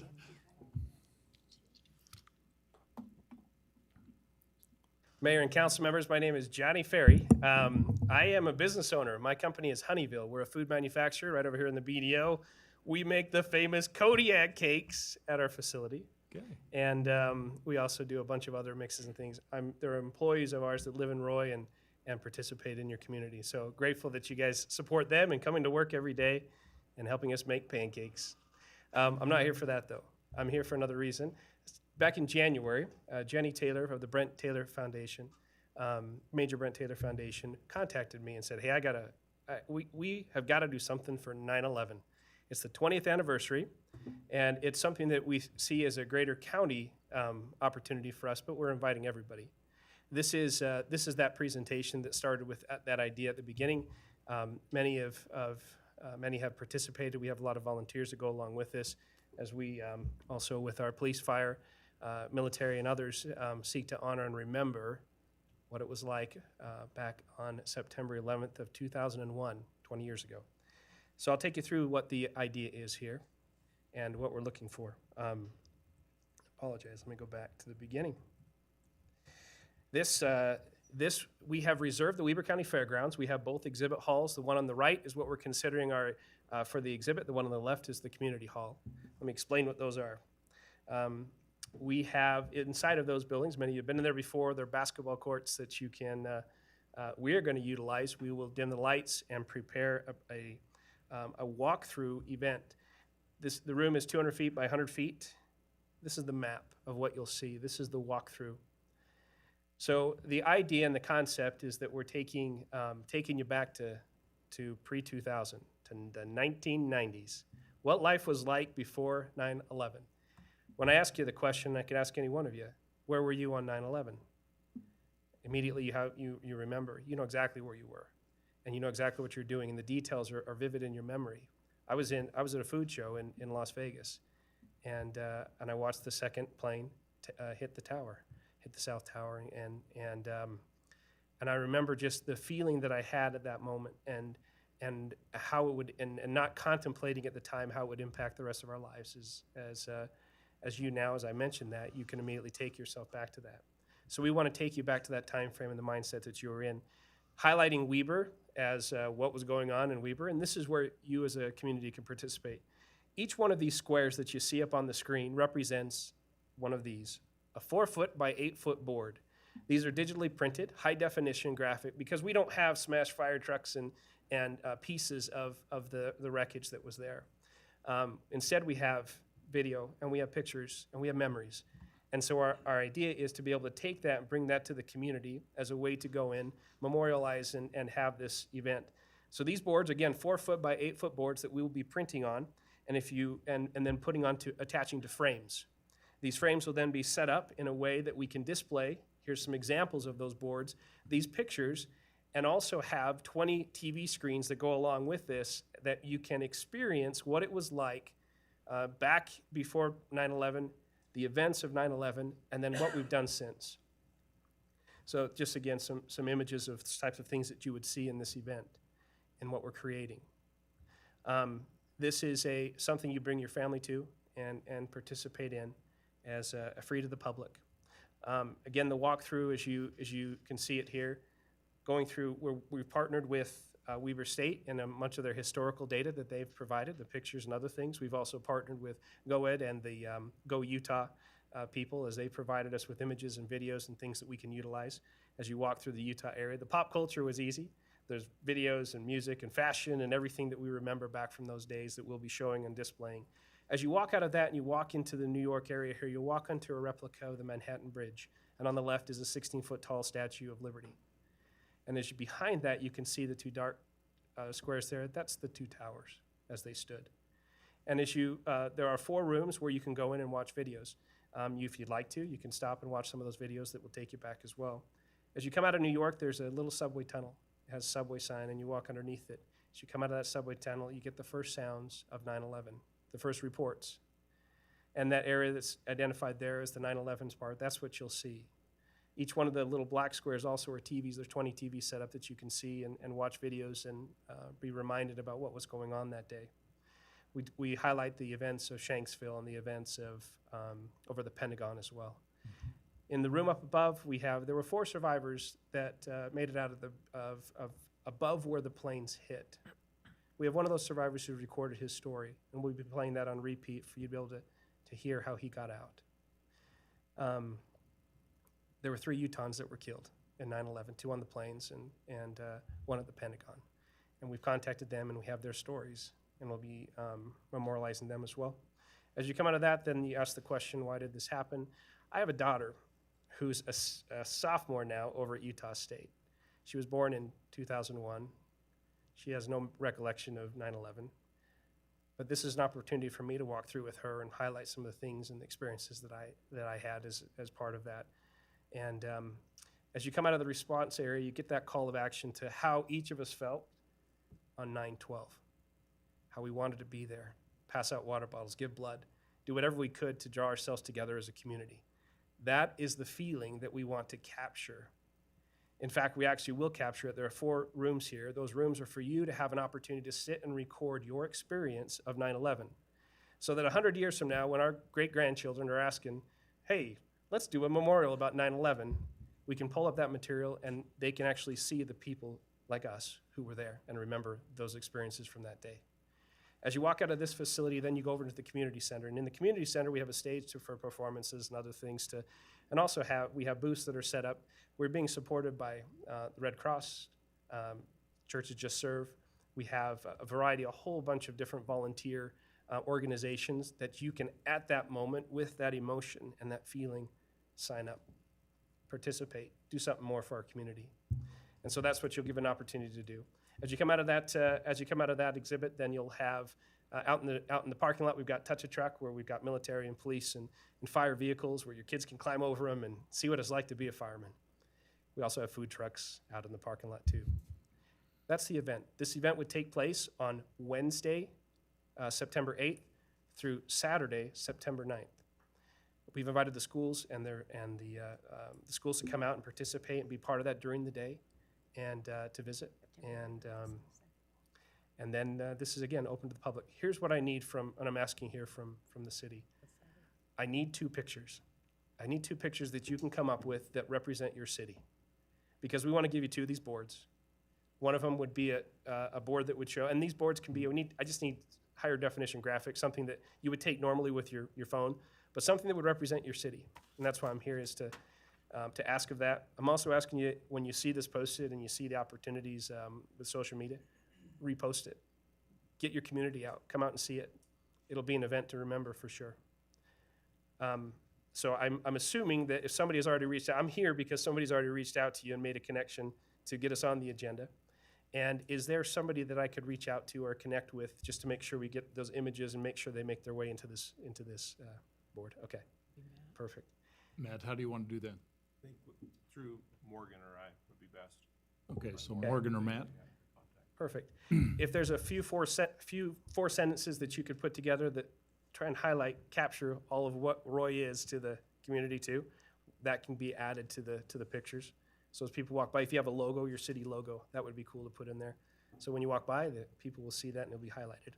Are there any questions from the council about this event, what we're doing? So this is the 8th through the 11th, that ends on the 11th? Ends on the 11th, that's Okay. correct. And is there a cost?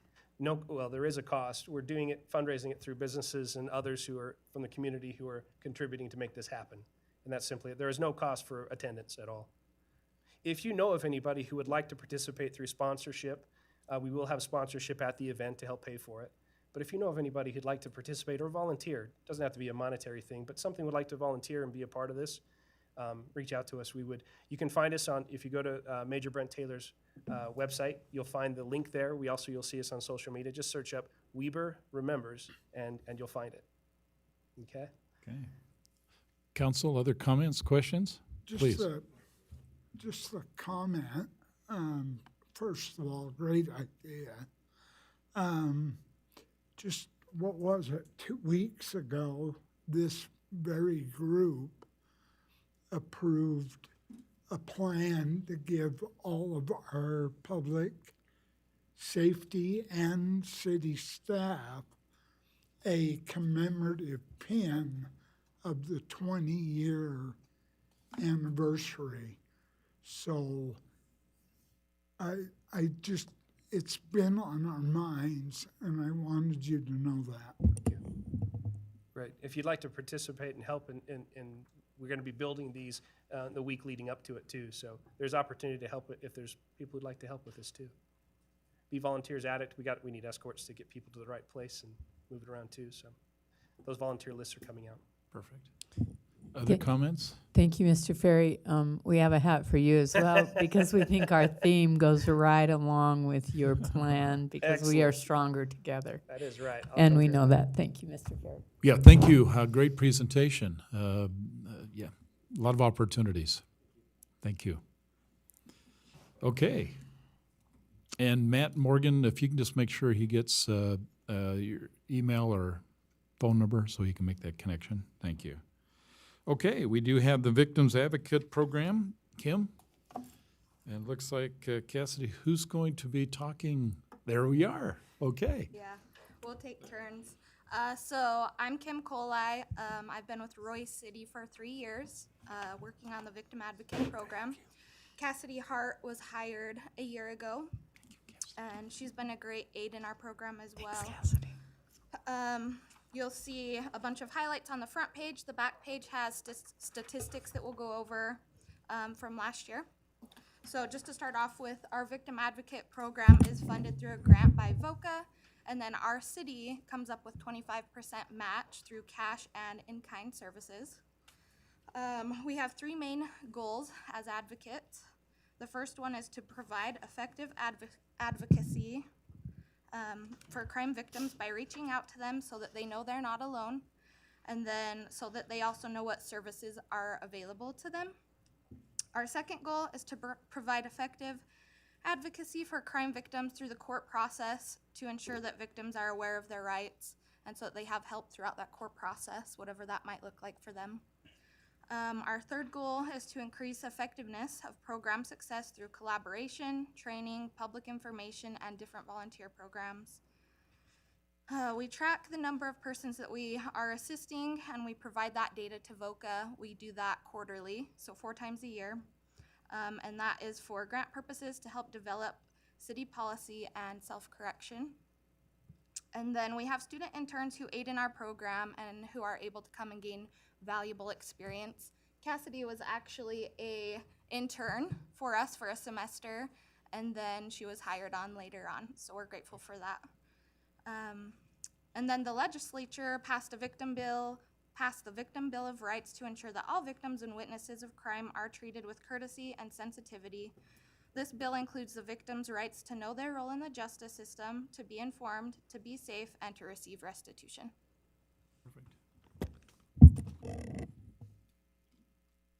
So, as advocates, we're responsible for ensuring that the victims of Roy and West Haven know their rights and have access to the support and resources they need.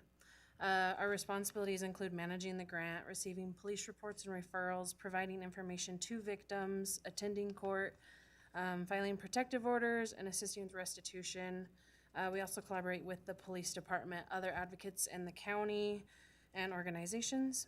We assist in safety planning, filling out legal documents. We refer a lot to the YCC, which is Your Community Connection in Ogden. We provide emotional and physical support through the court process, and we also share their wishes with the prosecutor. If you turn the page over, we have some graphs. Those are some of our statistics from 2020. As you can see, our most common one is domestic violence. We did see a rise last year from COVID-19. And then the bottom graph is some of the services we provide. The most common one is the information about the criminal justice process. Sometimes we have to repeat that to victims because some of them don't understand how the criminal justice process works. And then we would like to thank Matt Andrews, Andy Blackburn, Brody Flint, Camille Cook, Brady Hammer, the Roy City PD, and all of you for your continued support with this program. Okay. Thank you, Cassidy. Mayor and council, if I can jump in just real briefly. Please. Kim and Cassidy do a great job. I've been prosecuting with Roy City now for over 4 years. Prior to that, I did felony stuff for the county. And quite frankly, I think more, if anyone in this room is guilty of it, it's definitely me. But we definitely do not recognize or assist Cassidy and Kim enough. I know it's not fun to talk about. It's not exciting as economic development and all these other things that we go about. We don't, there's no one from the community coming up on public comment to tell Kim and Cassidy what a great job they did. But just in 2020 alone, the amount of domestic violence offenses, we had more in 2020. I don't know this for sure. This is just my take on it. We had more in 2020 than my previous 4 years here at Roy City. Oftentimes, Kim and Cassidy take, in trying to help and assist people, they get yelled at and demeaned for it. And they provide a very valuable service. They deal with heavy stuff and people in tough situations, and it's very, very difficult work, and it's kind of work that oftentimes you can't leave at work, and you think about at night, and you think about those people. So myself, first of all, I just want to tell them publicly how much I appreciate what they do, how much they assist me and the city and the community, but also just maybe a reminder to everyone around here that a lot of times this, I don't know the right word, this work that isn't so shiny is incredibly valuable, and I think we all owe them a lot of thanks and support for what they did every day, but during COVID was really hard for them, so they should be commended. And if you guys have any questions, we're happy to answer them as well. Okay, great comments. Council, comments, questions? I just applaud you. I've heard on the news every state has an increase in domestic violence because they were all quarantined at home and, and then children home from school, and I'm sure there's been child abuse gone up, and I commend you. I don't know how you do what you do because I think that'd be the toughest job ever. And thank you. Yeah, Thank great you. comments. Appreciate all you do. Again, thank you, Cassidy and Kim. Welcome to Roy Days, and thank you for being part of our community. We do recognize you as part of the community. Yeah, thank you. And by the way, Brody, maybe a conversation that could take place within the team. I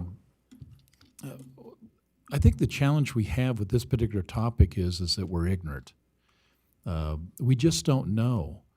And as it stays in the shadows, because sometimes we put it there because maybe we just don't want to know. It doesn't go away just because we don't like it.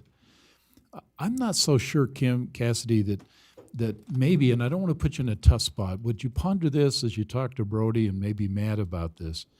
The council, and equally important, the public, need to understand not just so much your role, but need to understand that this is not Mayberry. This is a real life Roy City.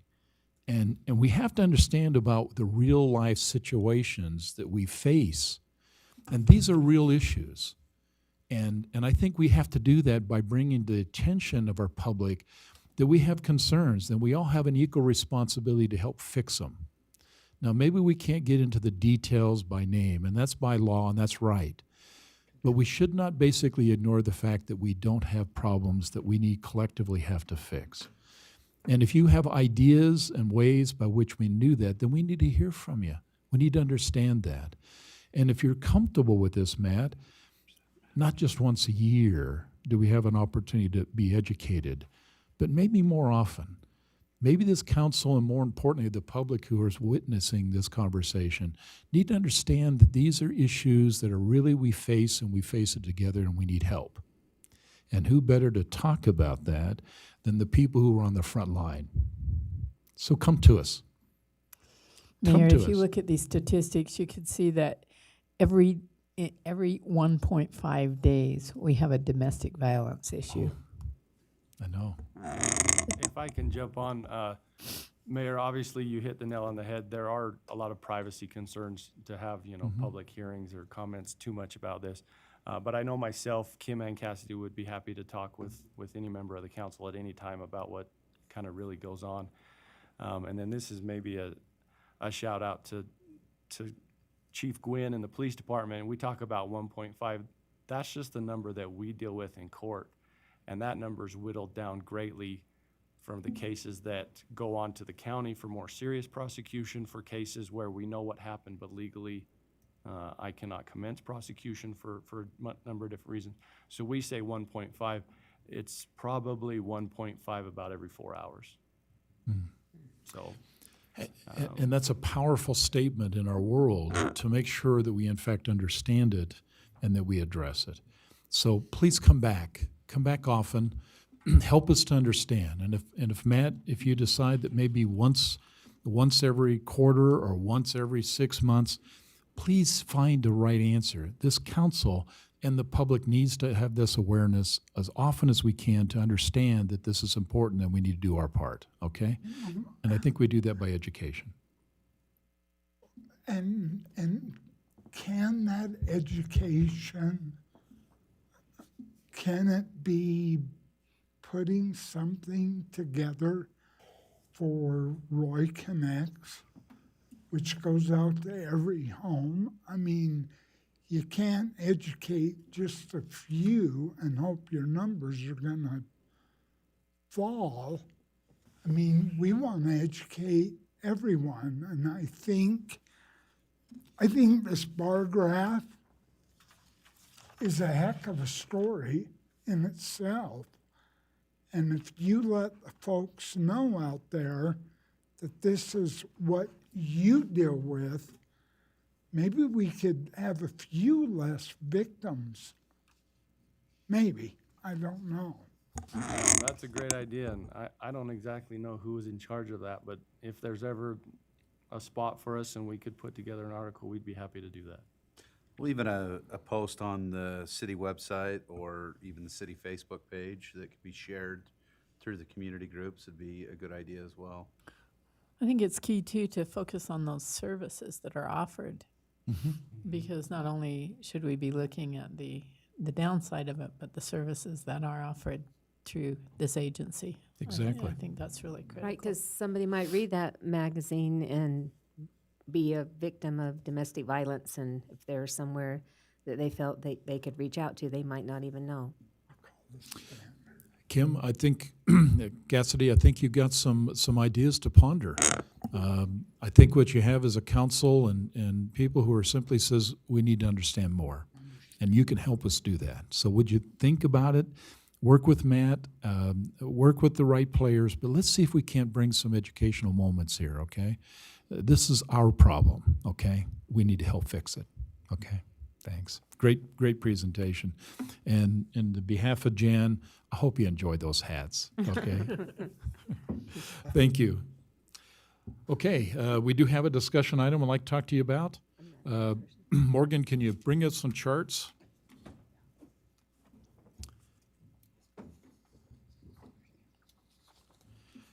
Council, I sent you, I did send you some charts to look at. I'd like to just basically present those to you one more time as we talk. I think between Matt and I, we've got some additional information that we can help. But we're appreciative that some members of our community have indicated that the Weber Basin Water Conservative Incentive Program has been created. And we want to just talk a little bit about that with you. Not go into a lot of detail, but just kind of get your ideas and thoughts as we decide what's next. I will indicate to you, and you've heard me say it, and I know some of you as well, water conservation is an important part of us. We need to be much more engaged in terms of looking at ways by which we can do that. And it appears the Basin District has basically have done that. So let me just walk through these if I can, talk about some things, and then more importantly, get your thoughts on what we do next. Chart? This next chart, just as a brief, just explains what Exerscape is.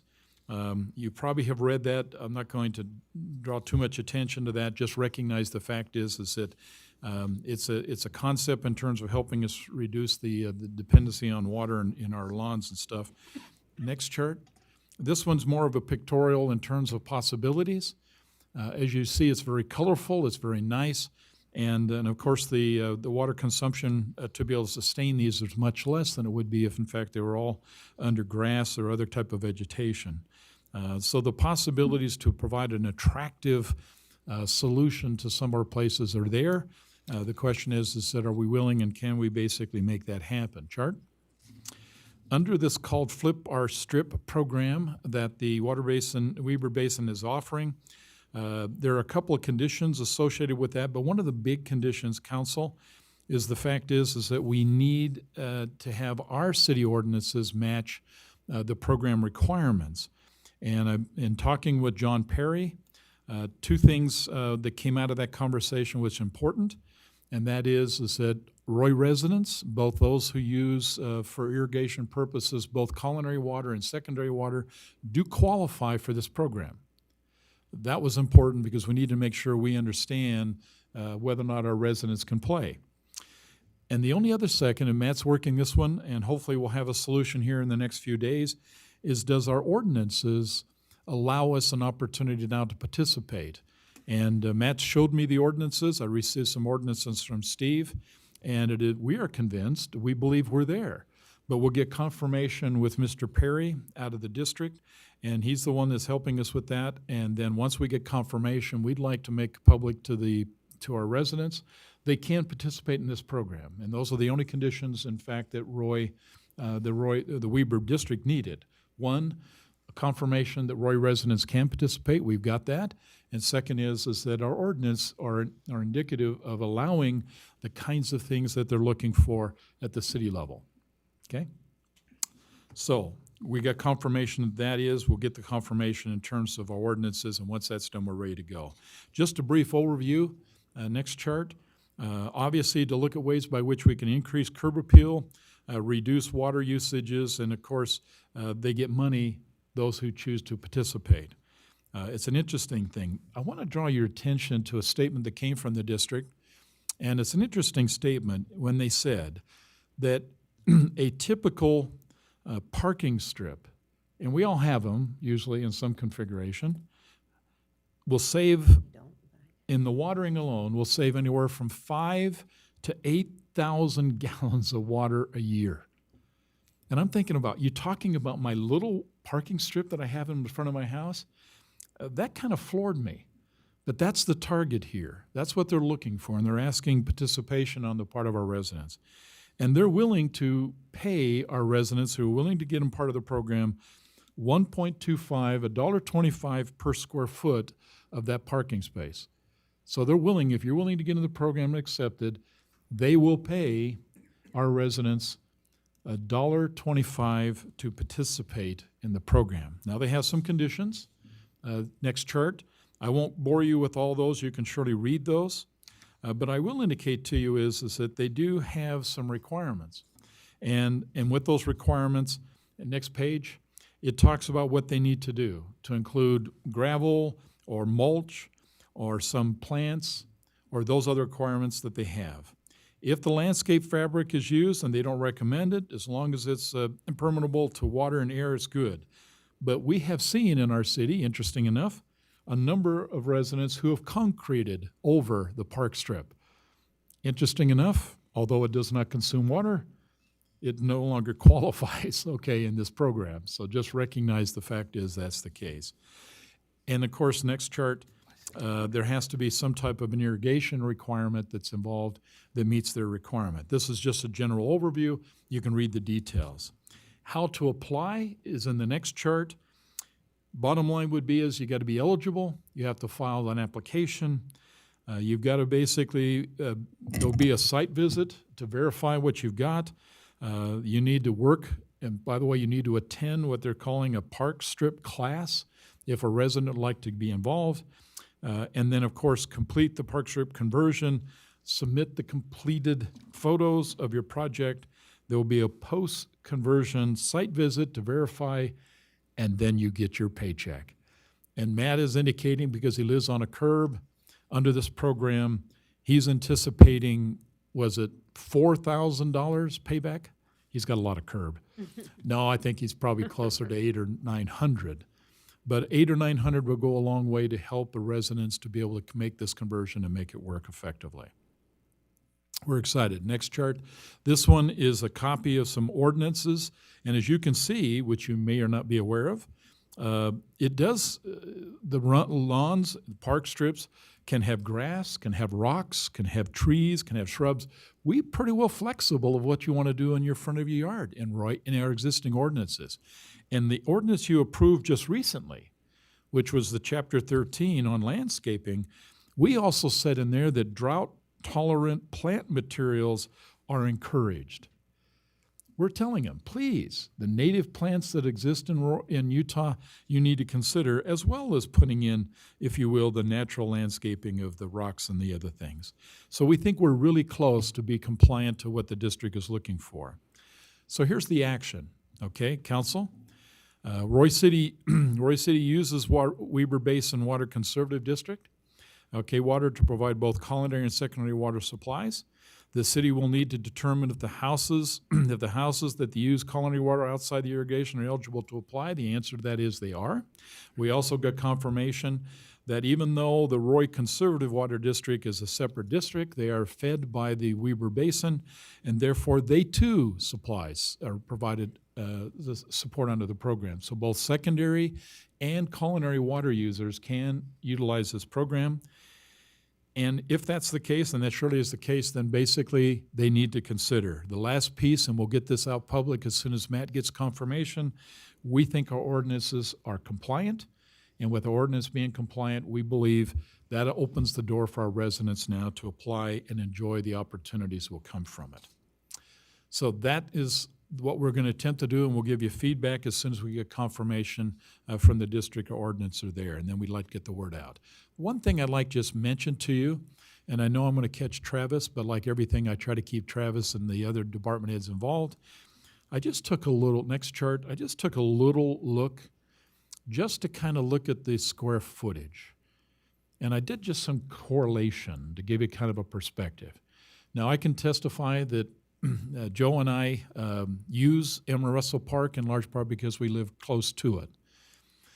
Just the north piece of Emerald Russell Park, just the piece off the trail, they have a nice trail that runs across there that slopes down into the backyards of those houses. The best I can calculate, and it's surely a calculation, but I think my numbers are conservative, we have a 1,300-foot piece of grass across the north end that's roughly about 40 feet. Nice grass, cut grass. Be honest with you, Travis, pretty darn green, surprisingly, what we're living through. But based on the loose calculations, I'm estimating that we consume about 500,000 gallons of water to keep that slope green. The only thing it's used for, in case there's a ball or a ball that rolls down it, it's used by the lawnmower to cut it. Because nobody sits on it, nobody plays on it. We just look at it.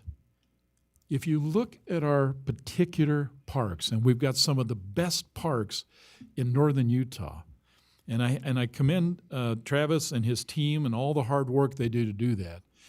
If Royce City really would like to take a serious look about water conservation, then I suggest to you is maybe we can look in our own backyards, our own parks, our own green space, and consider some opportunities for Exerscape to allow that to happen. I will tell you, I did ask the district, would they be willing to work with the cities in a similar kind of program? They says they're not ready to do that yet, but they believe they will be in the near future. But other water districts in Utah County are doing that, helping the cities to make this transition to look at water conservation. I would ask, and I think 500,000 gallons of water is significant. I ask that if we can basically look at things, next chart, would you consider as we go through the next few months, consider asking the city to look at a contractor to give us the possibility. Look at this. What might we do? Under the premise that we do not mess anything about the fields, our football fields or diamonds that are actually used and used heavily. This is just space that we have within our parks and our green spaces that are just there. And we mow them and we water them. Maybe, just maybe, we can lead by example to our broader community that simply says, we're asking you to conserve water. Let's lead by showing them how to do that and take a serious look about basically helping us to conserve water loss and all that such front. My last comment, and then I'll ask for your comments. The future of Utah, Roy's in a much better place than most, but the future of Utah in terms of economic growth, in terms of any future, is not the fact is we get power. We have lots of opportunities to get power. Solar, we get it in from a lot of different sources. It's not that we don't do a wonderful job with our sewer, because we do a great job. Arguably, they'll say that the sewer product that we put out through the sewer plants is probably purer in water content than the water we actually bring into the city. There's an argument to that. They'll say that. It's absolutely true. And you know it. You're on the district. It really comes down to our water. Our water. The growth of this state will depend on the availability of water. And this drought that we're experiencing right now, if it's done nothing else, it should have opened our eyes to the realization that water is important and water conservation is important. We have farmers out there that need to grow the crops that we basically use. I would feel bad if we don't have those crops, in large part because we don't have the water. And we need to do our part. So think about that. Shirley will entertain any questions. I think we've provided. Matt, do you have anything you want to add to this program that the Weber Basin is providing? I'll just let you guys know when I hear back from him. I reached out to him a couple of times over the last couple of days, but I think he's pretty busy. One guy's trying to manage all this, so Yeah. I'll let you guys know. Perfect. Council, any comments or questions about this program? I have a question. So I have a parking in front of my house. So if they, I have a sprinkler system that waters it. And so if you come and give me so much a foot, obviously you'll give me the money and I have to do the work, right? So what, if I just take that $800 and go shopping? Is someone going to come check on me, make sure I did my parking and did the You're not going to zero-scape? get the money till it gets done. The program is that you have to have your changes done after they Okay. confirm it after 2 visits. Then you get your check. Okay, good. I just know how people are. Another comment I have is, as I like the idea, and Extrascape looks good if it's done correctly. A lot of people think it's zero maintenance. It actually is more maintenance than mowing grass. I've seen a lot of park strips ripped out and people put rock in, and now you have weed fields intermingled in the rocks. right. And so, you know, for somebody to jump on it, know that there is a lot more maintenance that's involved with it than just mowing grass. I like the idea of conserving water, and I'm all for it.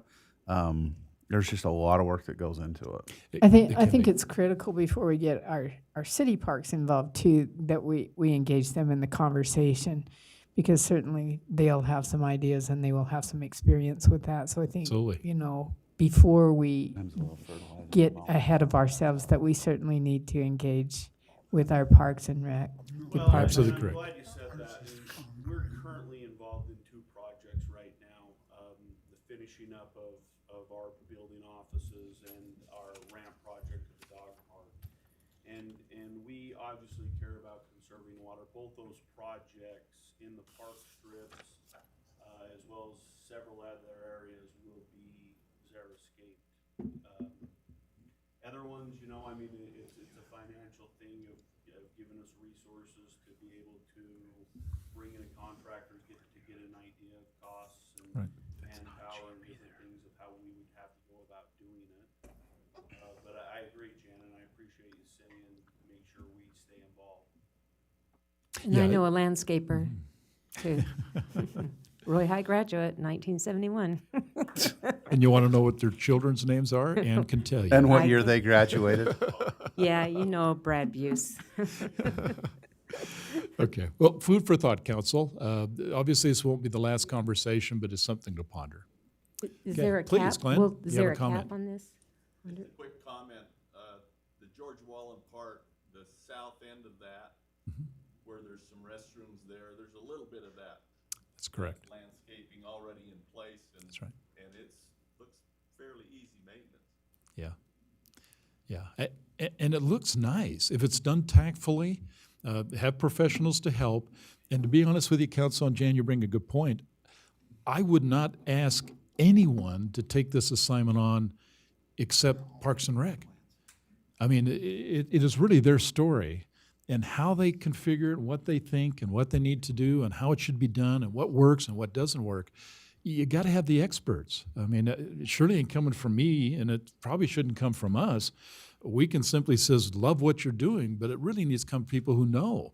And to be honest with you, I do Emma Russell, I go there a lot, and even though you've cut back on water, and you have cut back on water, it still looks really, really good. You guys have done really well in the midst of all that construction you got going out there with the drainage you got going.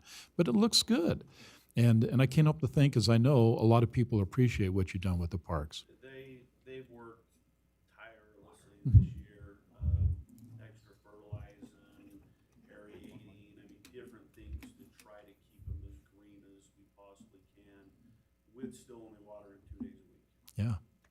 So where they play soccer and stuff, I don't ever go to Emma Russell Park unless my grandkids are playing soccer down there. But is it a rule that you have to keep them watered? I mean, it's dangerous if they play. And right off the get-go, when we had these initial conversations, that we pointed out that we will keep our sporting fields for liability reasons. We will make sure that they're safe and make sure that we aren't held liable.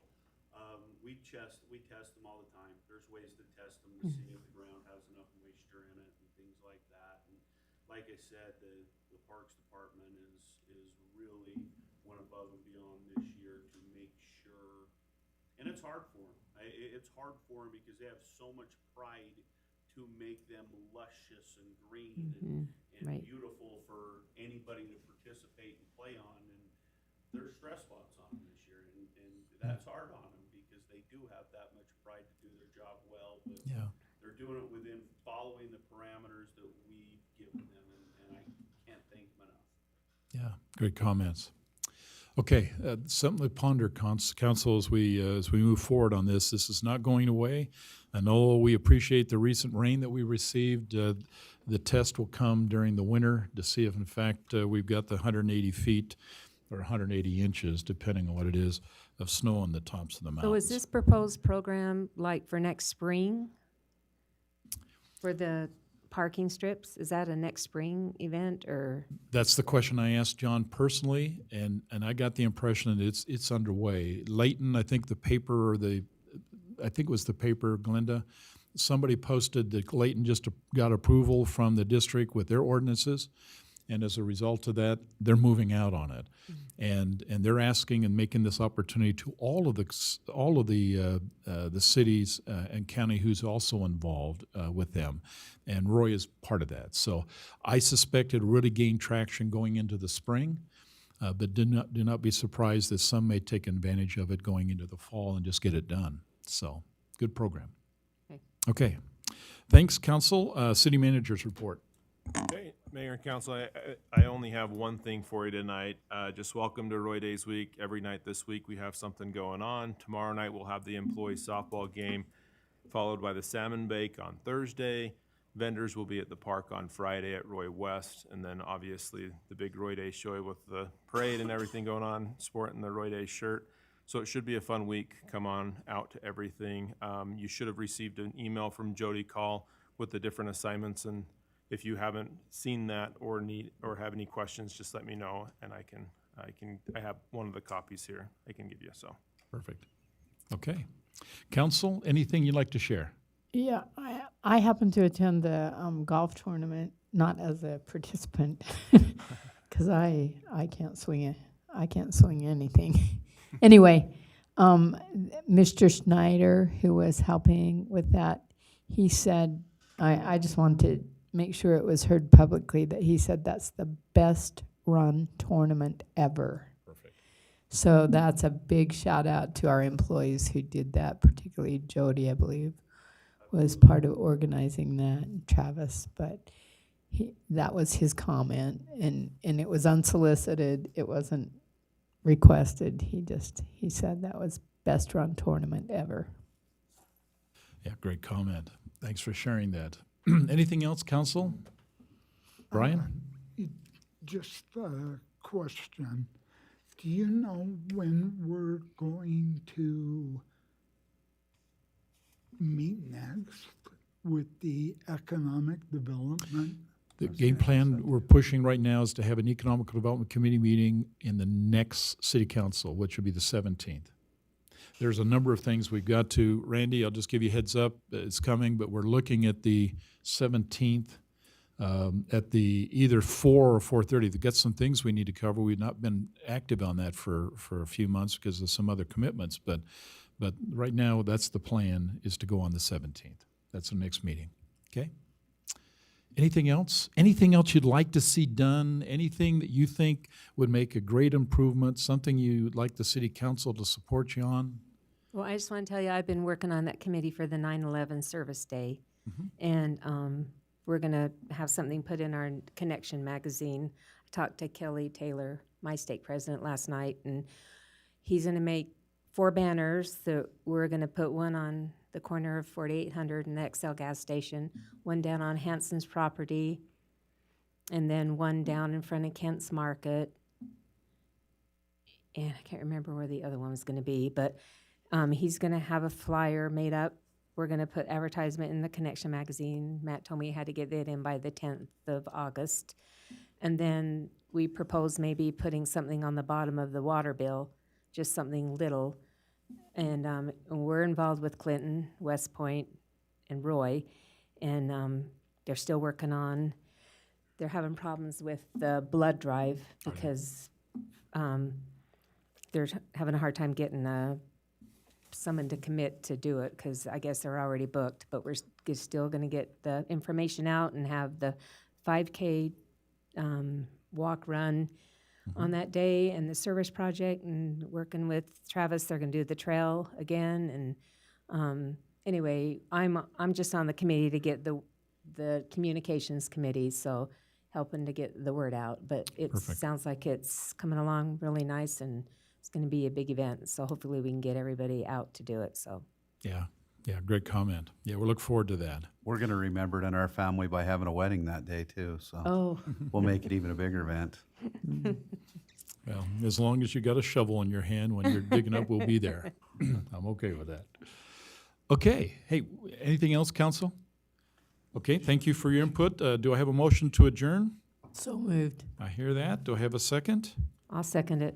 And Ladies thank you. beat me to it. All in favor? Aye. Any opposed? Thank you. Great discussions. Got a lot accomplished. Thank you. After 9/11.